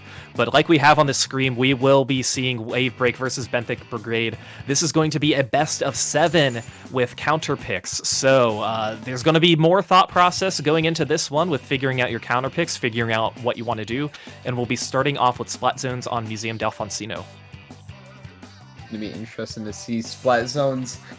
Will Wave Break bring out the Wave Breaker? And can they break the coordination? Benthic Brigade has been... Is it Brigade or Brigade? Brigade. Brigade, I'm guessing. You know, I'm gonna guess Brigade. One of those things that we as commentators, as a whole in the community, should do a better job at figuring out how names are pronounced, right? before we go on the air. I know that's definitely something I need to do. I have trouble pronouncing these names. I had trouble. Even some lower level teams that are around near the ending of the Splatoon 2 age had such crazy names, and I couldn't even pronounce them. I think most commentators were literally making like nicknames for them. If you remember Sommer. No, I don't think anyone can even pronounce them. I can't say their full name. Although I know it means the act of changing the clock back during daylight savings. I remember that. But we have a lot of teams that have weird pronunciations. Well, they're cool names like Wave Break, Benthic Brigade. Interesting names here. And we really see them heading into this final set, starting off on Zones Museum and then following up with Counter Pick, this best of 7 set. Will it be a 4-0? If it's not a 4-0, then I think it's going to be a close set. That's going to be, I'm guessing there's going to be no in between. It's not going to be a 4-1 or a 4-2. It's going to be a 4-0 or 4-3. I'm calling it now. Certainly. And while these players are still getting ready in their lobby, we'll tell you the current scores of other matches that are going on around. So in the bronze bracket, or I'm sorry, in the silver bracket, in the finals, it is Squid Strike versus Pure Chaos. That game has, I don't believe that set has started just yet. And in the bronze bracket, Night Logic is in the finals, and they are waiting on the winner of Arise and Pebble Squid. Arise up 2-1. And then looking at the Emerald bracket, I believe that one has actually already ended with Neko Nyocto defeating Hidden Hue 3-0. So lots of good games. We love to have these brackets. We've never had 4 brackets in LSL, I don't think. I felt like it was. I could have sworn there was an LSL where it went gold, silver, emerald, bronze. I don't remember though. It could have been years ago, for all I remember. Well, hey, we love to see the participation, and again, with kind of the new Ludi season, in general at the beginning of the year, you're going to have a lot more teams who are playing in some of these tournaments, and it's always a good time. But with Wave Break and Benthic Brigade, they are waiting for the match of their, I'd say probably their most important matchups that they've ever had in Splatoon. You know, 2 teams I don't believe they've ever made grands at this moment. So it's going to be good, and it looks like we are getting ready for the beginning of grand finals of LSL 26, Wave Break versus Benthic Brigade. Let's take a look at these comps. Very fast, aggressive comps, but we do see Wave Break picking out with the leader. That's something we haven't seen yet. But we still follow up with those missiles and the crab combo. And on the side of Benthic, we do see a Knot and a C Junior. So it's going to be interesting to see how Benthic can really use the Wave Breaker to the advantage, especially on this map, where the Wave Breaker can really just cover the entire zone. As we do see missiles coming in there, 2 down on Benthic Rage. It looks like Wave Break, they're going to get that first. They're going to get that first take on the double. And they're going to get that first take onto the zone. Yeah, this wipeout is very important. Get all of your players up there on the plat, have your backline stay in mid or put them in a very comfortable position. So this is a great opening for Wave Break. They were able to use some of their specials to try and push forward. They're still able to get some picks, but they are going to have some players go down as Tooth able to take down the splatter shot on Wave Break. But Wave Break still holding onto the zone as Benthic is now throwing some of their specials, pushing towards the zone, using the rain, using the triple ink strike, using the crab, and it looks like they will get the cap, giving 42 penalty points to Wave Break. And now we're able to get that.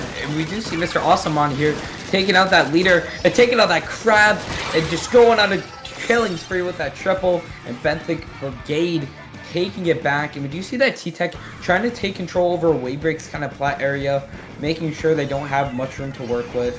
And there comes that Tri-Strike, just trying to force them out as much as possible. But they do have that Tri-Strike on the side of Wave Break and the crab now to retaliate. So let's see how they can really use these to their advantage, as it looks like Benthic Brigade is going to be taking that lead here. Yeah, and it really came down to the splash on Benthic Brigade, able to get around that crab, take them out, starting with the crab and then moving forward and getting those picks. But with that Wave Break, able to push back and get some picks of their own and get a lot more map control.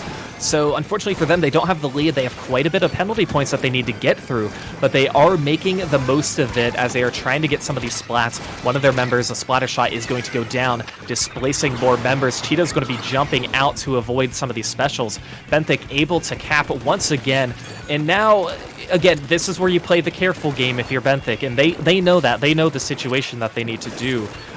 Just take your time, coordinate your specials, push in when you need to. You have opportunity to back off if you need to as well. The last thing you want is to get wiped, and look at this, it's just the Knot who's alive, and they are able to stay alive, but in a very uncomfortable position. So Wave Break doing a wonderful push, and especially with this, getting a ton of map control. And now Wave Break, they have that zone, and they have the map. They have the map control that they need, and it wasn't a far lead either, so they could easily take lead if they can just keep up the pressure that they're providing now. But it is going to be a cap, and Benthic Bridge popping the crab, just trying to get them out of there. And it looks like Benthic, they are able to take that zone back, but with 1 down, they're just trying to stay alive here. But no, we get a trade on the board here. 2 down on the side of Benthic, 3 down on the side of Benthic, and this is a chance for Wave Break to push right back in here. As that flings up, they're able to use those missiles to their advantage, placing the mines down and getting ready for Benthic's next push. Yeah, so this will be very important with 2 minutes remaining as Wave Break, it looks like they're dwindling away at their penalty points. An opportunity for them to take the lead, and they are going to hold onto it just long enough to do so before it is contested, and Benthic able to take over once again. So Benthic now in a position where they need to do exactly what Wave Break just did, identifying some of their members and trying to splat, and they're doing a good job with this map control that they have.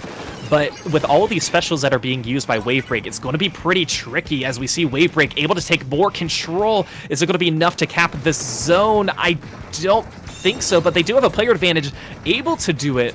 So now they are back in control and giving 25 penalty points to Benthic Brigade.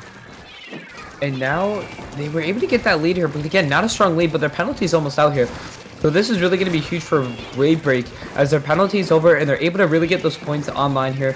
They pop that Wave Break for Benthic. They need to really try to push in here, but the Junior going down from that leader. It's not really going to be good here as they're down into their 20s now and 2 down on the side of Benthic. This is going to be really hard for them to push back here, and the pick from the bomb. And it looks like with the tri-strike out, it looks like that game is going to go to Wave Break, starting off the set super strong.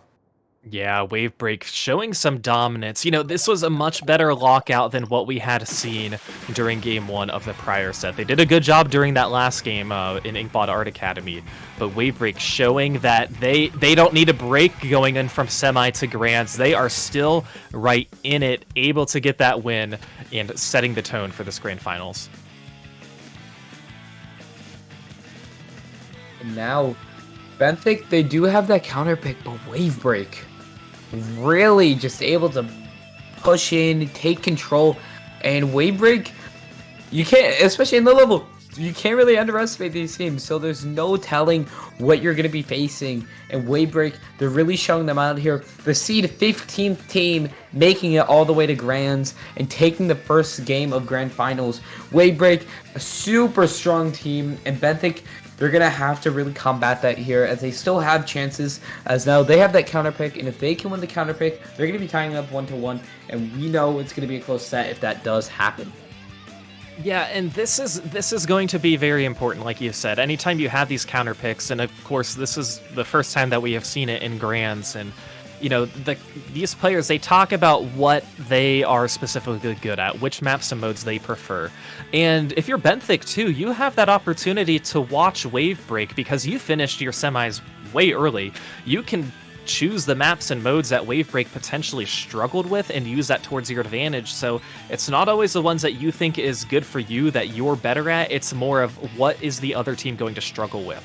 So Benthic now deciding what they want to do and then, you know, figure out the comps afterwards. So counter picks are so important. They're so fun. And it looks like they will be moving on to Rainmaker Hagglefish. So I approve of that choice. I like it. It's not something that we saw in the last set, but a very good choice nonetheless. It's gonna be I think it's gonna be a close set. If not, then Wave Break takes the win here, but I think this is gonna be really close here. Rainmaker on Hagglefish, Very interesting to see, and I think if Benthic is the team with more defense, or no, more offense. I'm sorry. They'll be able to take this game tied up 1-1. But we do see the charger coming out from Wavebreak, which is super interesting, especially on Rainmaker. You don't really see chargers too often, but they do have that vacuum to their advantage. And they do have that special charge up to charge up faster. But no, Benthic is quickly popping that Rainmaker, taking off their splash. And now 2 down on the side of Wavebreak. This is a chance for Benthic to really push in here. Yeah, and look at the comp too from Benthic. They have frontline paint heavy weapons. They have the Hero Shot. They have the Tenatech. They have a Splatter Shot Junior and a Knot. So not much backline that you're going to have. They relied on the early pop and it worked. It allowed them to get to that checkpoint early on. So it's going to be about, okay, where can we keep up the pressure? We need to keep up this pressure because if we let it slip, it's going to be very, very difficult. And we see now Wavebreak trying to push forward and doing a good job at pushing some of these Benthic Brigade members back. But if you're Benthic Brigade, you got to rely on your flanks by taking out the back line, start with the charger, work your way forward, and keep it up. So Benthic's still able to control mid, control zone. The Junior's going to be picking up the Rainmaker after placing down their bubble, trying to find an opportunity to push forward now. And you can be more patient. You don't need to rush towards this checkpoint. But look at that. The Trizuka going to be taking on the Rainmaker, but not before. Look at this. Look at the Hero Shot pushed up so far. Yeah. The pure aggression. And they're going to be pushing right in down to 31 for Benthic. And it's just that, it's Mr. Awesome. He's being awesome, forcing Wavebreak out there. But now with that wipeout, Wavebreak, they have to take back that map if they really want to win this. And it's going to be interesting to see how they can really combat this as they were able to push out into the 31. And with that missiles popped, trying to force out Benthic as much as possible. Yeah, and this will be their first opportunity to do so. Wavebreak now has control, and I don't know if they want to pick up the Rainmaker just yet because they don't have a player advantage, but they do have 3 specials online. So that is going to be something they want to work with. Just make sure you don't die to these specials from Benthic. And now they will be using some specials. Actually, both teams are using theirs. They need to use it to kind of retaliate, but it's working out more in Benthic's favor as 2 members from Wavebreak go down. Benthic going to be picking up the Rainmaker once more, trying to replicate the same push that they had. Flings are now in a good spot to build up some of these missiles, but they are now spotted by the Rainmaker and going to go down. So Benthic, keep up this pressure and you're going to be sitting pretty good. They're able to, yeah, again, they're just able to keep up that pressure, rushing back in here, able to get it down to 30. 3 down on the side of Benthic, and it looks like we do see Tormy trying to contest the pop, but it looks like they're really just going to have to back up here, try to give them that advantage there, but no, they do get picked off. Mr. Awesome running away from that charger, and now Wavebreak, they really need to take map control, or they're going to be in a super tough spot here, but they do have that vac ready for the push, they do have Crab ready, and they are going to be popping that Crab immediately, trying to get any pick, but I think there's a flank going on the right. That I don't know if they're going to be noticing it, but there is, and they do notice it, and the shot's going to be taken off the flank. And now with that knockdown, this gives them the okay to push here. But they have that 40 seconds, and now with 2 down, they're going to be pushing on the left side. They popped the Zuka. That was a really good opportunity, especially because Benthic, the weapon that flanked was their knot. It was the longest range weapon. So you know that if Benthic was able to try and push up towards Wavebreak, it would take some time just because they didn't have any of the range. So yes, they are able to get to the checkpoint. Now getting to 62, it's good that you broke it, you didn't get much further, but now you know that we are a little more flexible with what we need to do once we get the Rainmaker once again. And with Wavebreak now having a player advantage, they're going to want to try and shut down Benthic quickly sooner than later, so they don't push it too far into Wavebreak's base. So it will be tricky for them, but Wavebreak, we've seen them make these pushes before, and we've seen how well that they can respond. And now we do see specials getting popped on Wavebreak, but now 1 down here, and this could be a chance for Benthic to push again. And that's exactly 2 down on the side of Wavebreak. And this could be a chance. We do see Slosh on the Rainmaker, trying to force them out here. Wavebreaker trying to retreating. Try to charge up whatever you can there, but the flings are coming in here, taking down the Rainmaker. And with 30 seconds left, 2 down on the side of Benthic Gage, this is going to be Wavebreak's. This is basically be their last time push. This is their last chance to really take it back here. But they do have back, and they do have the Crab ready for that defense and offense's plays. And Now, we're heading into the last 10 seconds. We do see one down on the side of Benthic Gage. And we do see the Zuka getting popped here. And we do see the pick down 2 down on the side of Benthic. They're going to be popping the back. And they take the lead with the last 3 seconds. They're just rushing it with overtime. 2 down on the side of both teams. Oh my goodness, the perfect timing, perfect opportunity for Wave Break, doing a really good job. Just back up and get to mid. Let Benthic pick up the Rainmaker, but look at this, Wave Break now with 2 players down. They have to be patient. They have time. It's not Clam Blitz where you just don't have a ton of time or power clams. Don't let the Rainmaker lead the way. They're going to be opting to push to the left, but no, I believe it's the Crab that's going to take them down. So with that, Wave Break making a wonderful, wonderful patient push, pushing all the way up to the podium, smartly retreating back to mid, setting themselves up, getting the win, and they are leading this set 2-0. 2-0 for Wave Break. They are showing that they are ready, and they are ready to go. They're ready to win this set, and they're ready to go on to low rank alpha bracket. That's what I'm calling it. 2-0, and they were able to beat them. They were able to really beat them, even on Benthic's counter pick. Benthic really has to be careful because Wave Break pushing in those last 5 seconds, were really crucial, and they were able to use it to their advantage. They were able to take that lead, and now Wave Break with that 2-0 lead in the set. This is going to be interesting on how Benthic can really come back from this. Yeah, and with that last push that Benthic had, they stalled super well. I was actually going to compliment how well they controlled the Rainmaker, not letting Wave Break splat them. You're able to hold it on for a whole minute, get a ton of paint on your side, and then go down. They set themselves up well for defense, but it was a matter of Wave Break just being in the right place at the right time, getting some picks, and of course using that opportunity to jump up from pedestal up towards the top, pushing towards the knockout podium. Absolutely incredible. And look at this, they are going to be opting for tower control Mako Mart. So I like the choice. I don't think it's a bad choice at all, but kind of with the comp that they had, they're definitely going to have to make some adjustments and stepping away kind of from that three front line and not, and I'm assuming we'll see that. This is going to be really interesting again. Tower control, Wave Break, they've been playing really good on tower control. As we saw in the last set, just the dominant plays that they got in tower control last time. Wave Break could have it here, and Benthic really has to be careful because Wave Break has been just so good with their tower control pushes. So it's going to be really interesting to see how they can really work around there.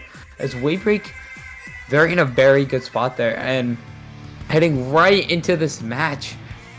Let's see, will Wave Break make it 3-0, or will Benthic make a comeback and try to tie it up in the end here? Let's see what happens here. And we do see a leader coming up from from Wave Break, I'm sorry. And we do see basically around the same comp, so switching around the stratoscope for the A leader.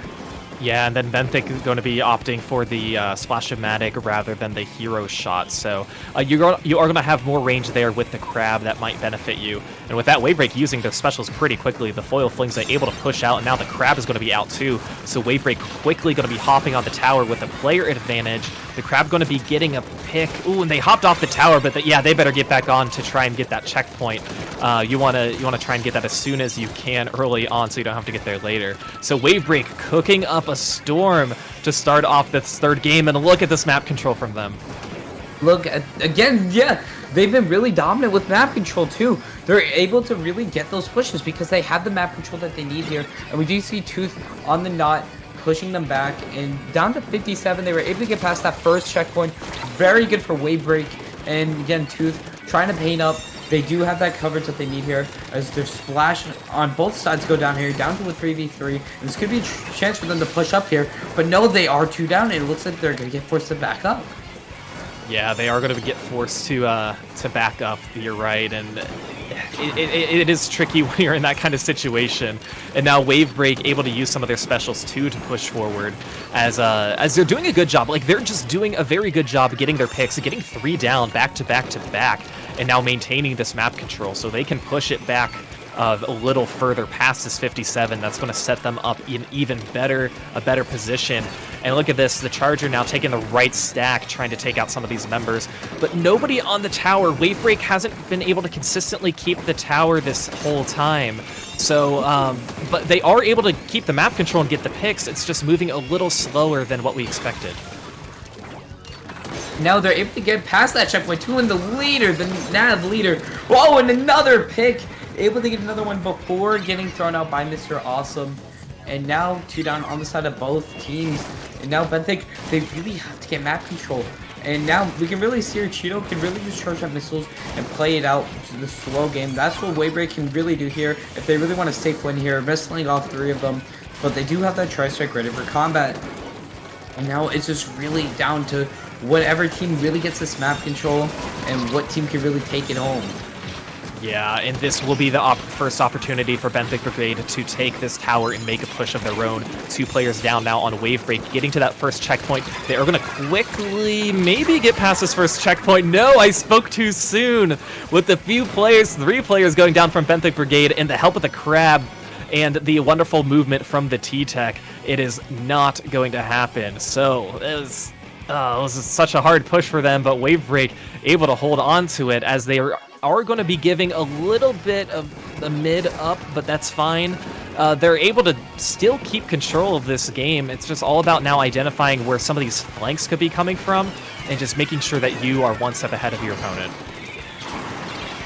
And now down to 24 for Wavebreak, and it's going to be really hard for Benthic to combat this, as we do see the splash from Wavebreak jump out there to get in that better position to use their Crab, and that's exactly what they do here, throwing the knot completely off that tower, putting them in a pretty good spot here. As we do see Mr. Awesome trying to show that Crab, but it's just not going to work there. Tri-Strike gets popped from Wavebreak, but no, the leader's going to get picked again. That leader, they've been really good, and they've been getting really crucial picks here. Now 3 down on the side of Benthic. And now it's time for Wavebreak to really just take map control, as they just have a minute left and they can just solve it out if they want.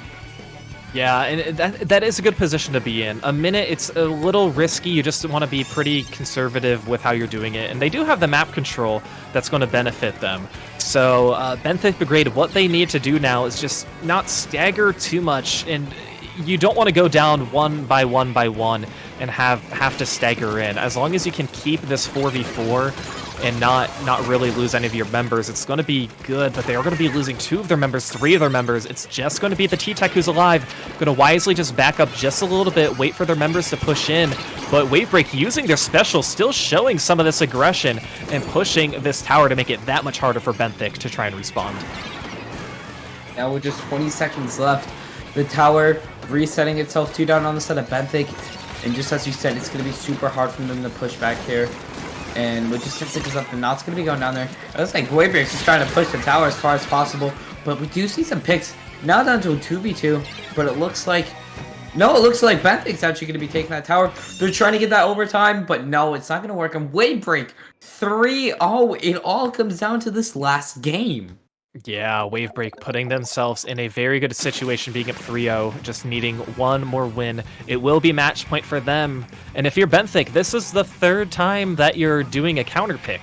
You're kind of running out of options of what you want to do, or mentally you're running out of options of what you would like to run. So we've seen reverse sweeps happen in tournaments. It's hard on any best of, especially a best of 7, but definitely not impossible. Now, down to game 4. Benthic, the pressure is on for them, and they gotta calm themselves, prepare themselves, because they still getting sweep. It's not over yet. Wavebreak, they still have the job to do here and take that last game. But if they don't, and Benthic pushes in back and wins this game, we could see a potential 3-3 finale. And that's going to be really interesting to watch. But now it really comes down to this last counter pick, and Benthic has to pick this wisely. They have to really just cooperate, see what they can do to really win this. Wavebreak, they've just been able to win this, and the counter is going to be Claimblitz on Inkblot. That's going to be interesting to see there. It's the first time we see Claimblitz this set. So let's see how this turns out. If Wavebreak keeps up the aggression that they've had, they could easily take this game. But if Benthic if Benthic can really come together and get the picks that they need here, they could win this set. They could win this game, and then go further into the set, which is going to be really interesting to see what happens. Yeah, and another thing that's interesting here is that we have 4 modes on 4 different games. It's not something we see when a team is up 3-0. I mean, obviously, if you don't win on Rainmaker, maybe you consider Tower. If you don't win on Tower, you consider Clams. But typically, the logic is, okay, let's go back to a mode that we think we can win on, and it seems like they're just like checking off all the boxes. So again, this is Benthic's last opportunity. Wavebreak needing to get this win if they want to win LSL 26. Heading into Game 4, Clan Blitz Inkblot. Very interesting. We do see Nav back on that leader. Nav last game, they were able to get some really good picks in a nice double, and they were really able to help out their team there. But we do see one on the side of Wavebreak going down instantly, and Benthic trying to take over that map, which is just what they need here. But the missiles coming in here, and they're going to be separating them completely, and really just trying to paint over for Wavebreak, providing them a little bit more paint that they need here. We do see Tooth on that knot, just waiting for the right moment to push. But no, they're going to get taken out by the Crab. And now Wavebreak, they're able to secure that map and try to form a push. Yeah, that's what they're going to be doing right now. And it's hard when you just don't have the map control and some of those specials are being thrown at you. And torpedoes, talk about the torpedoes that are going to be all over this match coming from the Custom Junior. It's going to be that much harder, especially with the Wavebreaker going to be playing hopscotch this entire time. So right now, both teams don't have a power claim formed just yet. As I say that, Wavebreak able to form one back by their basket. We do see the Crab there on the right stack, trying to help push forward, doing a good job just trying to lock some of these members out. But look at this, pushing up behind the Crab. Are they going to be able to take them out? Yes, they are.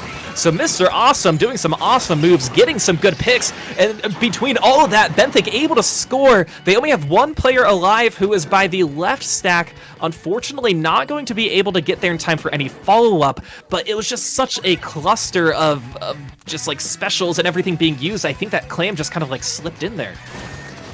And Mr. Awesome, that amazing pick from them. They were able to throw in that basket, and now Benthic has that slight lead over Wavebreak, but Wavebreak can push back just when they can. Just when you least expect it, they're on the strike, and now 2 of them getting backed up here. And we do see Cheeto trying to protect the leader, making sure it has turf to cover it, as we do see Cheeto almost having those missiles at the ready. They really just have to generate those specials for that push. Yeah, Wavebreak being very conservative with this, like you said, protecting the E-Leader as they're holding the power claim. They don't want them to go down. But Wavebreak doing some great things, getting 2 picks now on Benthic as they're able to push forward now for the first time since they had scored, forcing Mr. Awesome to back up. So Wavebreak now in a better position. Again, they have a claim. They have another power claim too. They have their pity claim, but unfortunately couldn't find an opportunity to push up. Crab now on the right stack trying to locate Tooth. Tooth now wisely hiding for a little bit as mid is now contested. But look at this, Wavebreak able to push forward, but not quite there. Can Cheeto get that power claim in? Yes, they can. 3 players down now for Benthic. This is going to be a great push for Wavebreak. Pushing down to 56 right off the bat, taking that lead, showing Benthic who is the boss of this set. And we do see that T-Tech trying to go up there, and they're going to get them cleanser. The Clan Blast closes, but Wavebreak, very good push here. And now Benthic has to push back in here with whatever they have, as the T-Tech's going to be going down here. And Benthic, again, just having to take that map control. We do see Nav, the Crab's getting popped. Trying to force Benthic out is really what they need here, as the Tri-Strike's getting popped, throwing that Crab out there. And the push is happening here. We do see one go down, Cheeto go down there. 2 down on the side of Wavebreak, and it looks like it could be time for them to push here. Yeah, this will be Benthic's opportunity. They have some specials that are being used. The power claim isn't quite there. Trying to get Tormy to form one with 7. They do have a claim they are able to break. This should give them enough to take the lead. Yes, it does, getting down to 49. It is just Mr. Awesome, the Splash, who's alive, who's now going to be retreating. And look, they still have map control at mid, so they're going to wisely get back there, try not to lose the ground that they had gotten, and they just need to play the neutral game for this last 54 seconds that are remaining. But if Wavebreak can get one sneaky push in, they are going to be set up for success, as 2 power claims will give them the win given the right opportunity. now Benthic has that lead over them, and with just 35 seconds, they have power cleanse at the ready, and 2 down on the side of Benthic, and this gives Wave Break the initiative to start pushing back in, and that's exactly what they need here. But now the Tri-Strike's coming in there, but it throws them up, and one of them gets picked off. Yeah, Navy, I think, was trying to find an opportunity to maybe jump to the splatter shot who went down, but now Navy getting set up for another jump as somebody's behind the basket. They are able to get it in. Can they get this other pity claim in? Are they going to be able to jump there in time? Here comes the jump. Can it get in? No, it can't.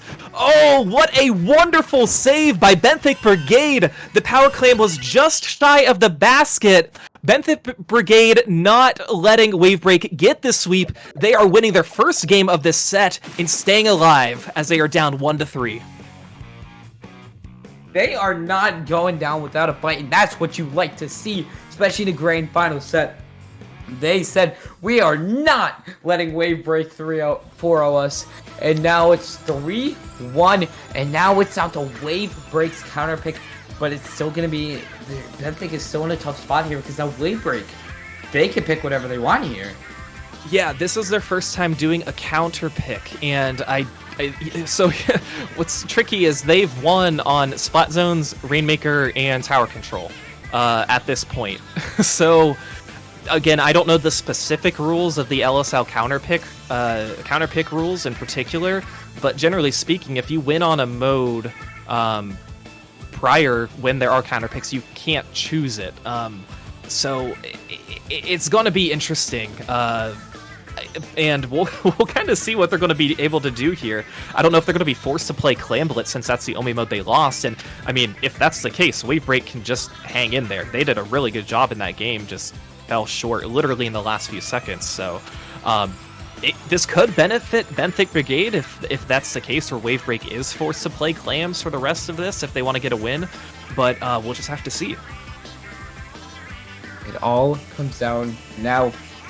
The last 3 games of this set, they're going to be the most important games. As the set goes on, after every single game, the wins get more and more important, even down to when Wave Break won that first match. A very important win here. And now, just they were able to push in, get that 1-0, 2-0, 3-0, and then Benthic, they thought they had the 4-0, and Benthic told them no, and now it's 3-1. And Benthic does have the chance here. And Wave Break counterpicking Clam Blitz Mako. Yeah, so again, I think that's a safe choice for them. Again, we've seen a lot of these Splatoon 2 maps come back as counterpicks early on in the stages of Splatoon 3. Kind of comfort picks too, and you know, we can't really judge these picks because of how competitive these games have been. It's just Benthic's lockout on that last attempt by Wave Break made it very difficult for Wave Break to push back in. So again, this could be a coin flip, but if you're Benthic, you might need 3 coin flips in a row to get the win. So they're able to hang into it, and it's going to be a very good set.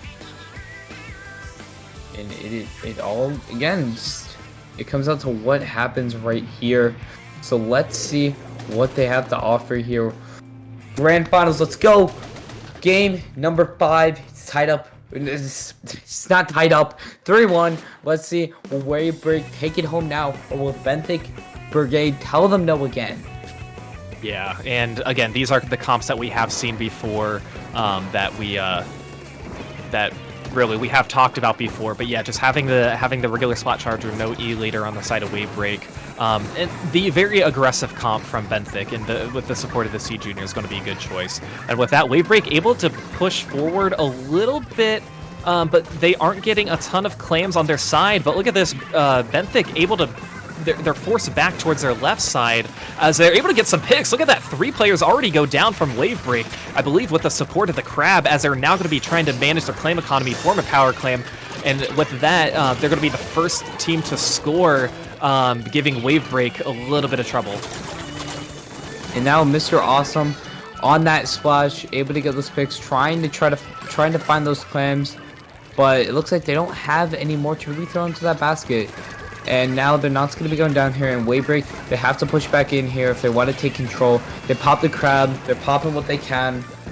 And it's gonna completely throw Mr. Awesome off here because he's off of the box where where they really can just keep control here. But they get the pick off of the flings popping the crab immediately to try to get the pick whatever they can. And they do get the pick, but now 3 down on the side of Wave Break. And this could be a chance for Benthic to really push in again. And they are going to be forming that basket, and there's another push from Benthic. Yeah, and this is all possible, I think, to Mr. Awesome just doing amazing things with the crab and opening this basket, or and helping their teammates open this basket. So with that, Benthic getting all the way down to 40, maintaining some map control. They're not going to follow up beyond that, I don't think. But look, Tormy is still alive by the basket, but they were maybe waiting for an opportunity for somebody to jump to them, and wisely jumping out. I don't know how they escaped that. So wonderful, wonderful play there by Benthic. Again, getting down to 40 this early in the game, a very different pace of what we had seen in the previous game. Now, Wave Break, they have control. Let's see what they can really do here with that, with the Tri-Strike, trying to throw them off here as they do lose one of their teammates, and they're going to get forced to back up again. Yeah, and it's going to be tricky for them as Benthic able to get some of these picks too. You know, it's amazing when you can get these pushes and maintain the map control after the basket closes. They never got completely wiped, just went down 1 by 1. And they'll get this another score, and that's a wipe. This will be the opportunity for Benthic to potentially get the knockout. Junior has some clams. We just need one more clam. 2 players are on the left side of this basket. Ooh, can they get in? I believe that was Tooth who was the closest one, but unfortunately had to retreat. So look at this. Now Wave Break in a position where if they want to win, they have to get the knockout. And now Benthic is putting Wave Break in a super tough spot there, but 2 down. There's going to be a chance for them to push in here. They throw in that first clam here, but it looks like the T-Tech's going to be going down there before getting that Tri-Strike off there. And Benthic really on that offense, but no, they're going to be going 1 down here. They're trying to throw in those clams, but unfortunately, it's not going to be enough. Down to 68, though, and with 1 minute and 30, Wave Break is in kind of a tough spot now because if Benthic can just really keep up the map control, they can really take this win. Yeah, they certainly can. And I'm okay. Getting to 68 in this position, you're at least making a push where you know it's possible once again, avoiding that potential KO and not scoring at all. But you now have to suffer from the penalty points. 1 power clam isn't going to be enough to even, or it's just going to barely be enough that it will allow the basket to open. As we see Benthic Brigade trying to push forward, they are getting some map control. 2 players from Wave Break going down. That's going to be a score from Benthic. They have the pity claim. If this goes in, this is going to be game, and we're going to be moving on. But no, it's going to get shut down. Oh, but one person I think is close to the pity claim. No, that's going to be a wipeout too. Oh my goodness, Wave Break doing everything they can to stay alive in this game. They are not letting them KO. And no, the T-Tech, they're able to throw in the clam, but it's not going to be enough. And now they do have some clams at their disposal, but it's just not enough. And 1 down on the side of Benthic, 2 down. And that's going to end their push with 30 seconds remaining. But they do get one of the picks there, but it's just the Charger alive. And with 30 seconds left, I don't know if they have time to really form a ball now. Yeah, you're going to really have to be great on your claim economy. And management, look at that! Benthic Brigade scoring, keeping this alive as they are in the process of getting this reverse sweep. They are now down by 1 against Wave Break. So a fantastic, fantastic game. And that came from Wave Break's counter pick, which was Claim Blitz Mako, as we had seen here. So Wave Break now going to have another counter pick. And I believe I misspoke earlier, but because all 4 modes have been played, the counter pick can be any mode. They just can't be the stages that we have already seen. So Wave Break, they do have an opportunity to pick, I believe, any of these modes that they would like, but any of the stages that have been played or they won on, they can't choose. So the door is a little more open than what I believe we all thought for. Oh man, this is getting real good. This is getting very close, down to the last 2 games. Heading into Game 6, it's going to be Wave Break's counter pick, but Benthic, even though it was their counter pick, they KO'd them in the end. So Wave Break, now Benthic's putting the pressure on Wave Break, and Wave Break's going to be kind of a tough position now, because if they can't win this, it all goes down to the last game. Yeah, and if you guys are just tuning in, Wave Break won the first 3 games, games 1, 2, and 3, where Benthic Brigade winnings game 4 and 5, trying to get this reverse sweep. They're going to need it to happen if they want to win. Wave Break just needs one more win as they are now preparing for their counter pick. And I'm glad we have seen every mode. I'm glad we had to go through that. I do want to see more Clam Blitz, if I'm being honest. Clam Blitz for these teams is so exciting to watch. I know people here in chat are wanting it too, but it's all up to what they want to decide, and we are eager for what they're going to pick. They could go with the safe pick and go for something like, they could go for a safe pick and choose Splat Zones, which then Wave Break could get the win on. But again, even though it's a counter pick, that doesn't mean it's a free win for them. So even though they gotta fight for that, and now putting them into this position, it's gonna be tough for them to really combat what's gonna be heading them. And if they do lose this, it's gonna be an intense final game. And as we wait for this counter pick, do you think Benthic can really tie it up here and send it to a game 7, or do you think Wave Break can just end it right here? You know, I think they can, but if you're Wave Break, you're not going to choose clams. And maybe Wave Break, I'll be honest, like, if they didn't read the rules to know what the counter pick rules were, hopefully they do now. That's definitely something I would be doing if I would assume, okay, maybe I have to do clams. Oh wait, I don't have to do clams. We just lost 2 times in a row on clams. I don't want to pick that. So if I'm Wave Break, I'm not choosing Clam Blitz on this one. You want to do one of the modes that you have already won on. Knowing you can't do it on Museum, Zones on Museum, Hagglefish, Rainmaker, Tower Control, Mako, that's fine. There's still many other map modes that you can choose from. But they are going to be going back to clams! Look at this! Clam Blitz, Brine, Water, Springs. Oh boy, this is juicy. This is juicy, Matthew.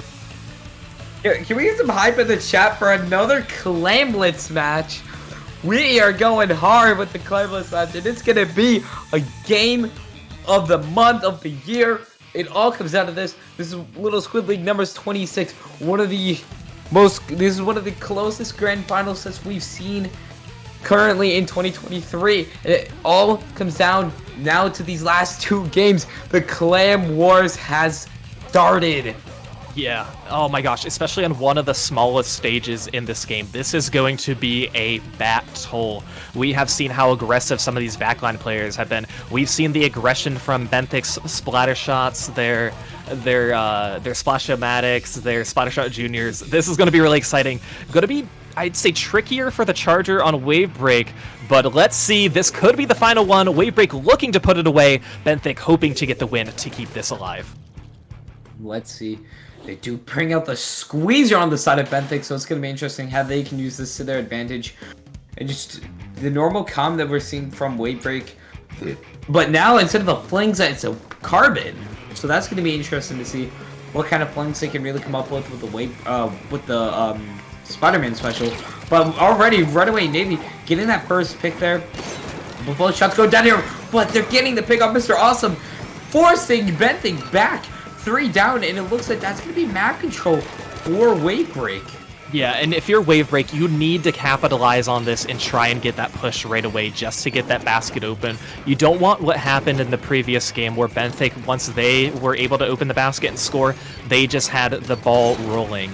So you're going to need to take advantage of this, and Navy doing a really good job getting some of these picks, allowing the rest of the Wave Break members to push up. Once again, they don't have a clam just yet, but the T-Tech looking to form a clam. They just need one more to get it, as they're going to be using some triple ink strikes. Ooh. And still, members are going down, so Wave Break does have map control, but it's hard with some of these specials that Benthic is using. They just haven't found an opportunity to really push in.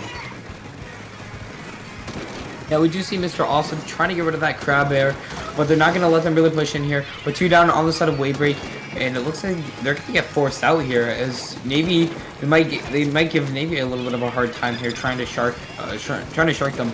And now with a Wave Break pop for the defense, let's see what they can really do here. They have the clam, they pop the tri-strike, they pop it, they pop everything they have, and they're pushing in strong. Benthic getting that first pick, but no, they go 2 down there, and Mr. Awesome's getting it thrown out there. They gotta try to pick up that clam, but I don't think they really can. But no, it's down to a 2v2, and the Carbon's gonna come in here. But no, Mr. Awesome's gonna be avoiding it. But it's like they can get that jump out, and now they were able. Wavebreak was able to save that push there and save them from being in even a more tough spot here, as we do see a bit of a T-Tech fight. The Squeezer trying to get out of there. This could be a chance for them to push back in. Yeah, and look at this. Now with 3 players down on the side of Benthic, this will be Wavebreak's opportunity. They couldn't do it the first time, but they do have the power claim formed. Shu's going to be left alone over there on the side. I don't know if they'll have an opportunity to get that clam because it's just surrounded by Benthic members. So no, we've just seen this back and forth of, okay, I'm going to approach your basket, then really not be able to do anything. You're going to approach our basket and not be able to do much. So neither team able to find their footing, and I'm not surprised based on what we had seen so far and how competitive these teams are too, but especially at this stage and how small it is, Wavebreak now has another opportunity. Look at this, Shu by the basket. Shu is going to be scoring, so this is going to be the first score of the game. Members of Wavebreak using their specials, Crab coming out, the triple ink strike coming out as well, getting all the way down to 62. Can they put more clams in this basket? 2 players going to go down, so this is going to be the first push. Shu's going to be able to get back out there. So with 3 minutes into the game, we see our first push by Wavebreak. Benthic able to try and respawn when they get some more map control, which is it's looking like they're doing right now.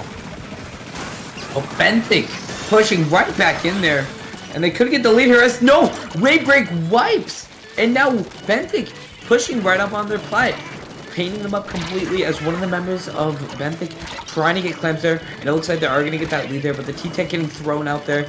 They're forced to back up, but no, even more clams. Down to 3, and now with a 41, they were able to throw in as many clams as they can, and with just a minute 20 remaining, and the splash going down here, Wavebreak, they have a tiny bit of time to just group up and get their push ready, and it's not over yet for them. The Tri-Strike combating their Crab, trying to get whatever pick they can, but it's just they can't really get much here as they're trying to get thrown in there, but they do get the claim in the basket there with just a minute left. We do see Shu trying to get a pick there. They do get a trade. And the Carbon's going to be flanking, getting a pick. Oh my goodness. They're Look at the Carbon. Claims. Carbon is staying alive. I believe they got 4 picks during that exchange, but unfortunately it's not enough for them to take the lead. So Wavebreak still has control of mid. They're going to need that as more clams are going to be spawning. What they don't want is for Benthic to get in a very good position when having just one player get close to the basket and jumping in this power clam. But we haven't seen many sneaky plays from either of these teams. It's just been pure aggression. And with that, some more specials are now going to be coming out. Benthic able to get a few picks, but look at that. The Charger then taking out the Crab, and the Vac is not going to be used. 2 players down on Benthic, 3 players down. That's going to be a wipe. So this is Wavebreak's opportunity once again, but look, they don't have the clam economy. They are going to be picking up the power clam. Cheeto, the roller, is going to be getting close to the basket. Can Wavebreak put this game to rest and get this win as overtime is now approaching? Here is their last opportunity. Go down on Benthic Rage, and they're able to push back in here. 2 down, 3 down, and they get the clip in the basket, and they're going to be scoring, and that is going to be the game. Wavebreak taking home Little Squidly 26-4-2 against Benthic Brigade. Wavebreak preventing taking this all the way to a Game 7. They won the first 3 games of this set, suffered in the next 2 in a Clam Blitz counter pick that they had, but coming back and winning it on a Clam Blitz counter pick, and I was skeptical of this one. I was very skeptical. It's the 3rd one you've played in a row, and you lost the first 2. But Wavebreak, congratulations on winning Little Squid League 26. You are the champions. Benthic Brigade, such a valiant effort too. And remember, Benthic Brigade, a Div 10 team in Ludi. This is the most impressive result I think we have seen from a Div 10 team. A fantastic, fantastic finish. Congratulations to Wavebreak. And now, that's the game for Wavebreak. They're going to be moving on with motivation as a bunch of tournaments are still happening this month, and it's more and more opportunities for Wavebreak to get noticed in the community and make themselves known, saying, "Hey, we're here, and we're gonna win this. We're gonna win this, and we're gonna try to grow and get low ink band, get mid level." That's what you love to see in Wavebreak. They were really able to they were really able to just take it home completely, and they won 4-2 over Benthic Brigade, and now it's gonna be really good for Waybreak. And again, Benthic, they showed really good aggression. They were able to show, and they did not let Waybreak win so easily. And congratulations to Benthic for getting second place of Little Squid League. And Waybreak, congratulations for winning. Yeah, it was so impressive. And like these tournaments, they can be long. This is a one-day tourney that, you know, they've been playing for over 4.5 hours. So this is very, very impressive. Like we said, congratulations to Wavebreak. And Benthic, you've got to be so proud of yourselves. You made it so far in the gold bracket. The top bracket of LSL and coming up in second place. Fantastic finish. But that is going to conclude Little Squid League 26. This has been so much fun. We are glad that we had the opportunity to cast this for you guys. And the most teams that have ever entered into LSL so far, I'd say this year, but it's January. But you know what I mean. In quite some time. So Matthew, where can we find you? You can find me anywhere. Normally just at Matthew Mega or Matthew Mega LOL. I'm a competitive player, I'm a commentator, and soon tournament organizer. So look out for me, and you'll probably see me commentating more tournaments in the future. But where can they find you, Falco? Yeah, you can find me, Falco Flyer, on Twitch and Falco Flyer 11 on Twitter. I also cast Ludi sets on the Splatoon Tourney Twitch channel. So if you would like your Ludi set cast, please feel free to reach out to me. We always love to provide that for you. And also a special thank you to Elemental, who's the one casting this set, and all of these staff members from LSL. Very happy that they can provide this tournament for the low-level teams. We love low-level Splatoon. It's so fun, and this could not be possible without the staff. So we'd like to give a special shout out to them. And with that, we're gonna end the stream, but we're gonna go raid Jared for the Mode Cup that they are casting with Zero. So make sure you stick around for the raid as more competitive Splatoon action is coming your way. But once again, everybody here from the LSL team, we hope you had a wonderful, wonderful tournament, and we hope you have a wonderful evening. Take care. Bye bye.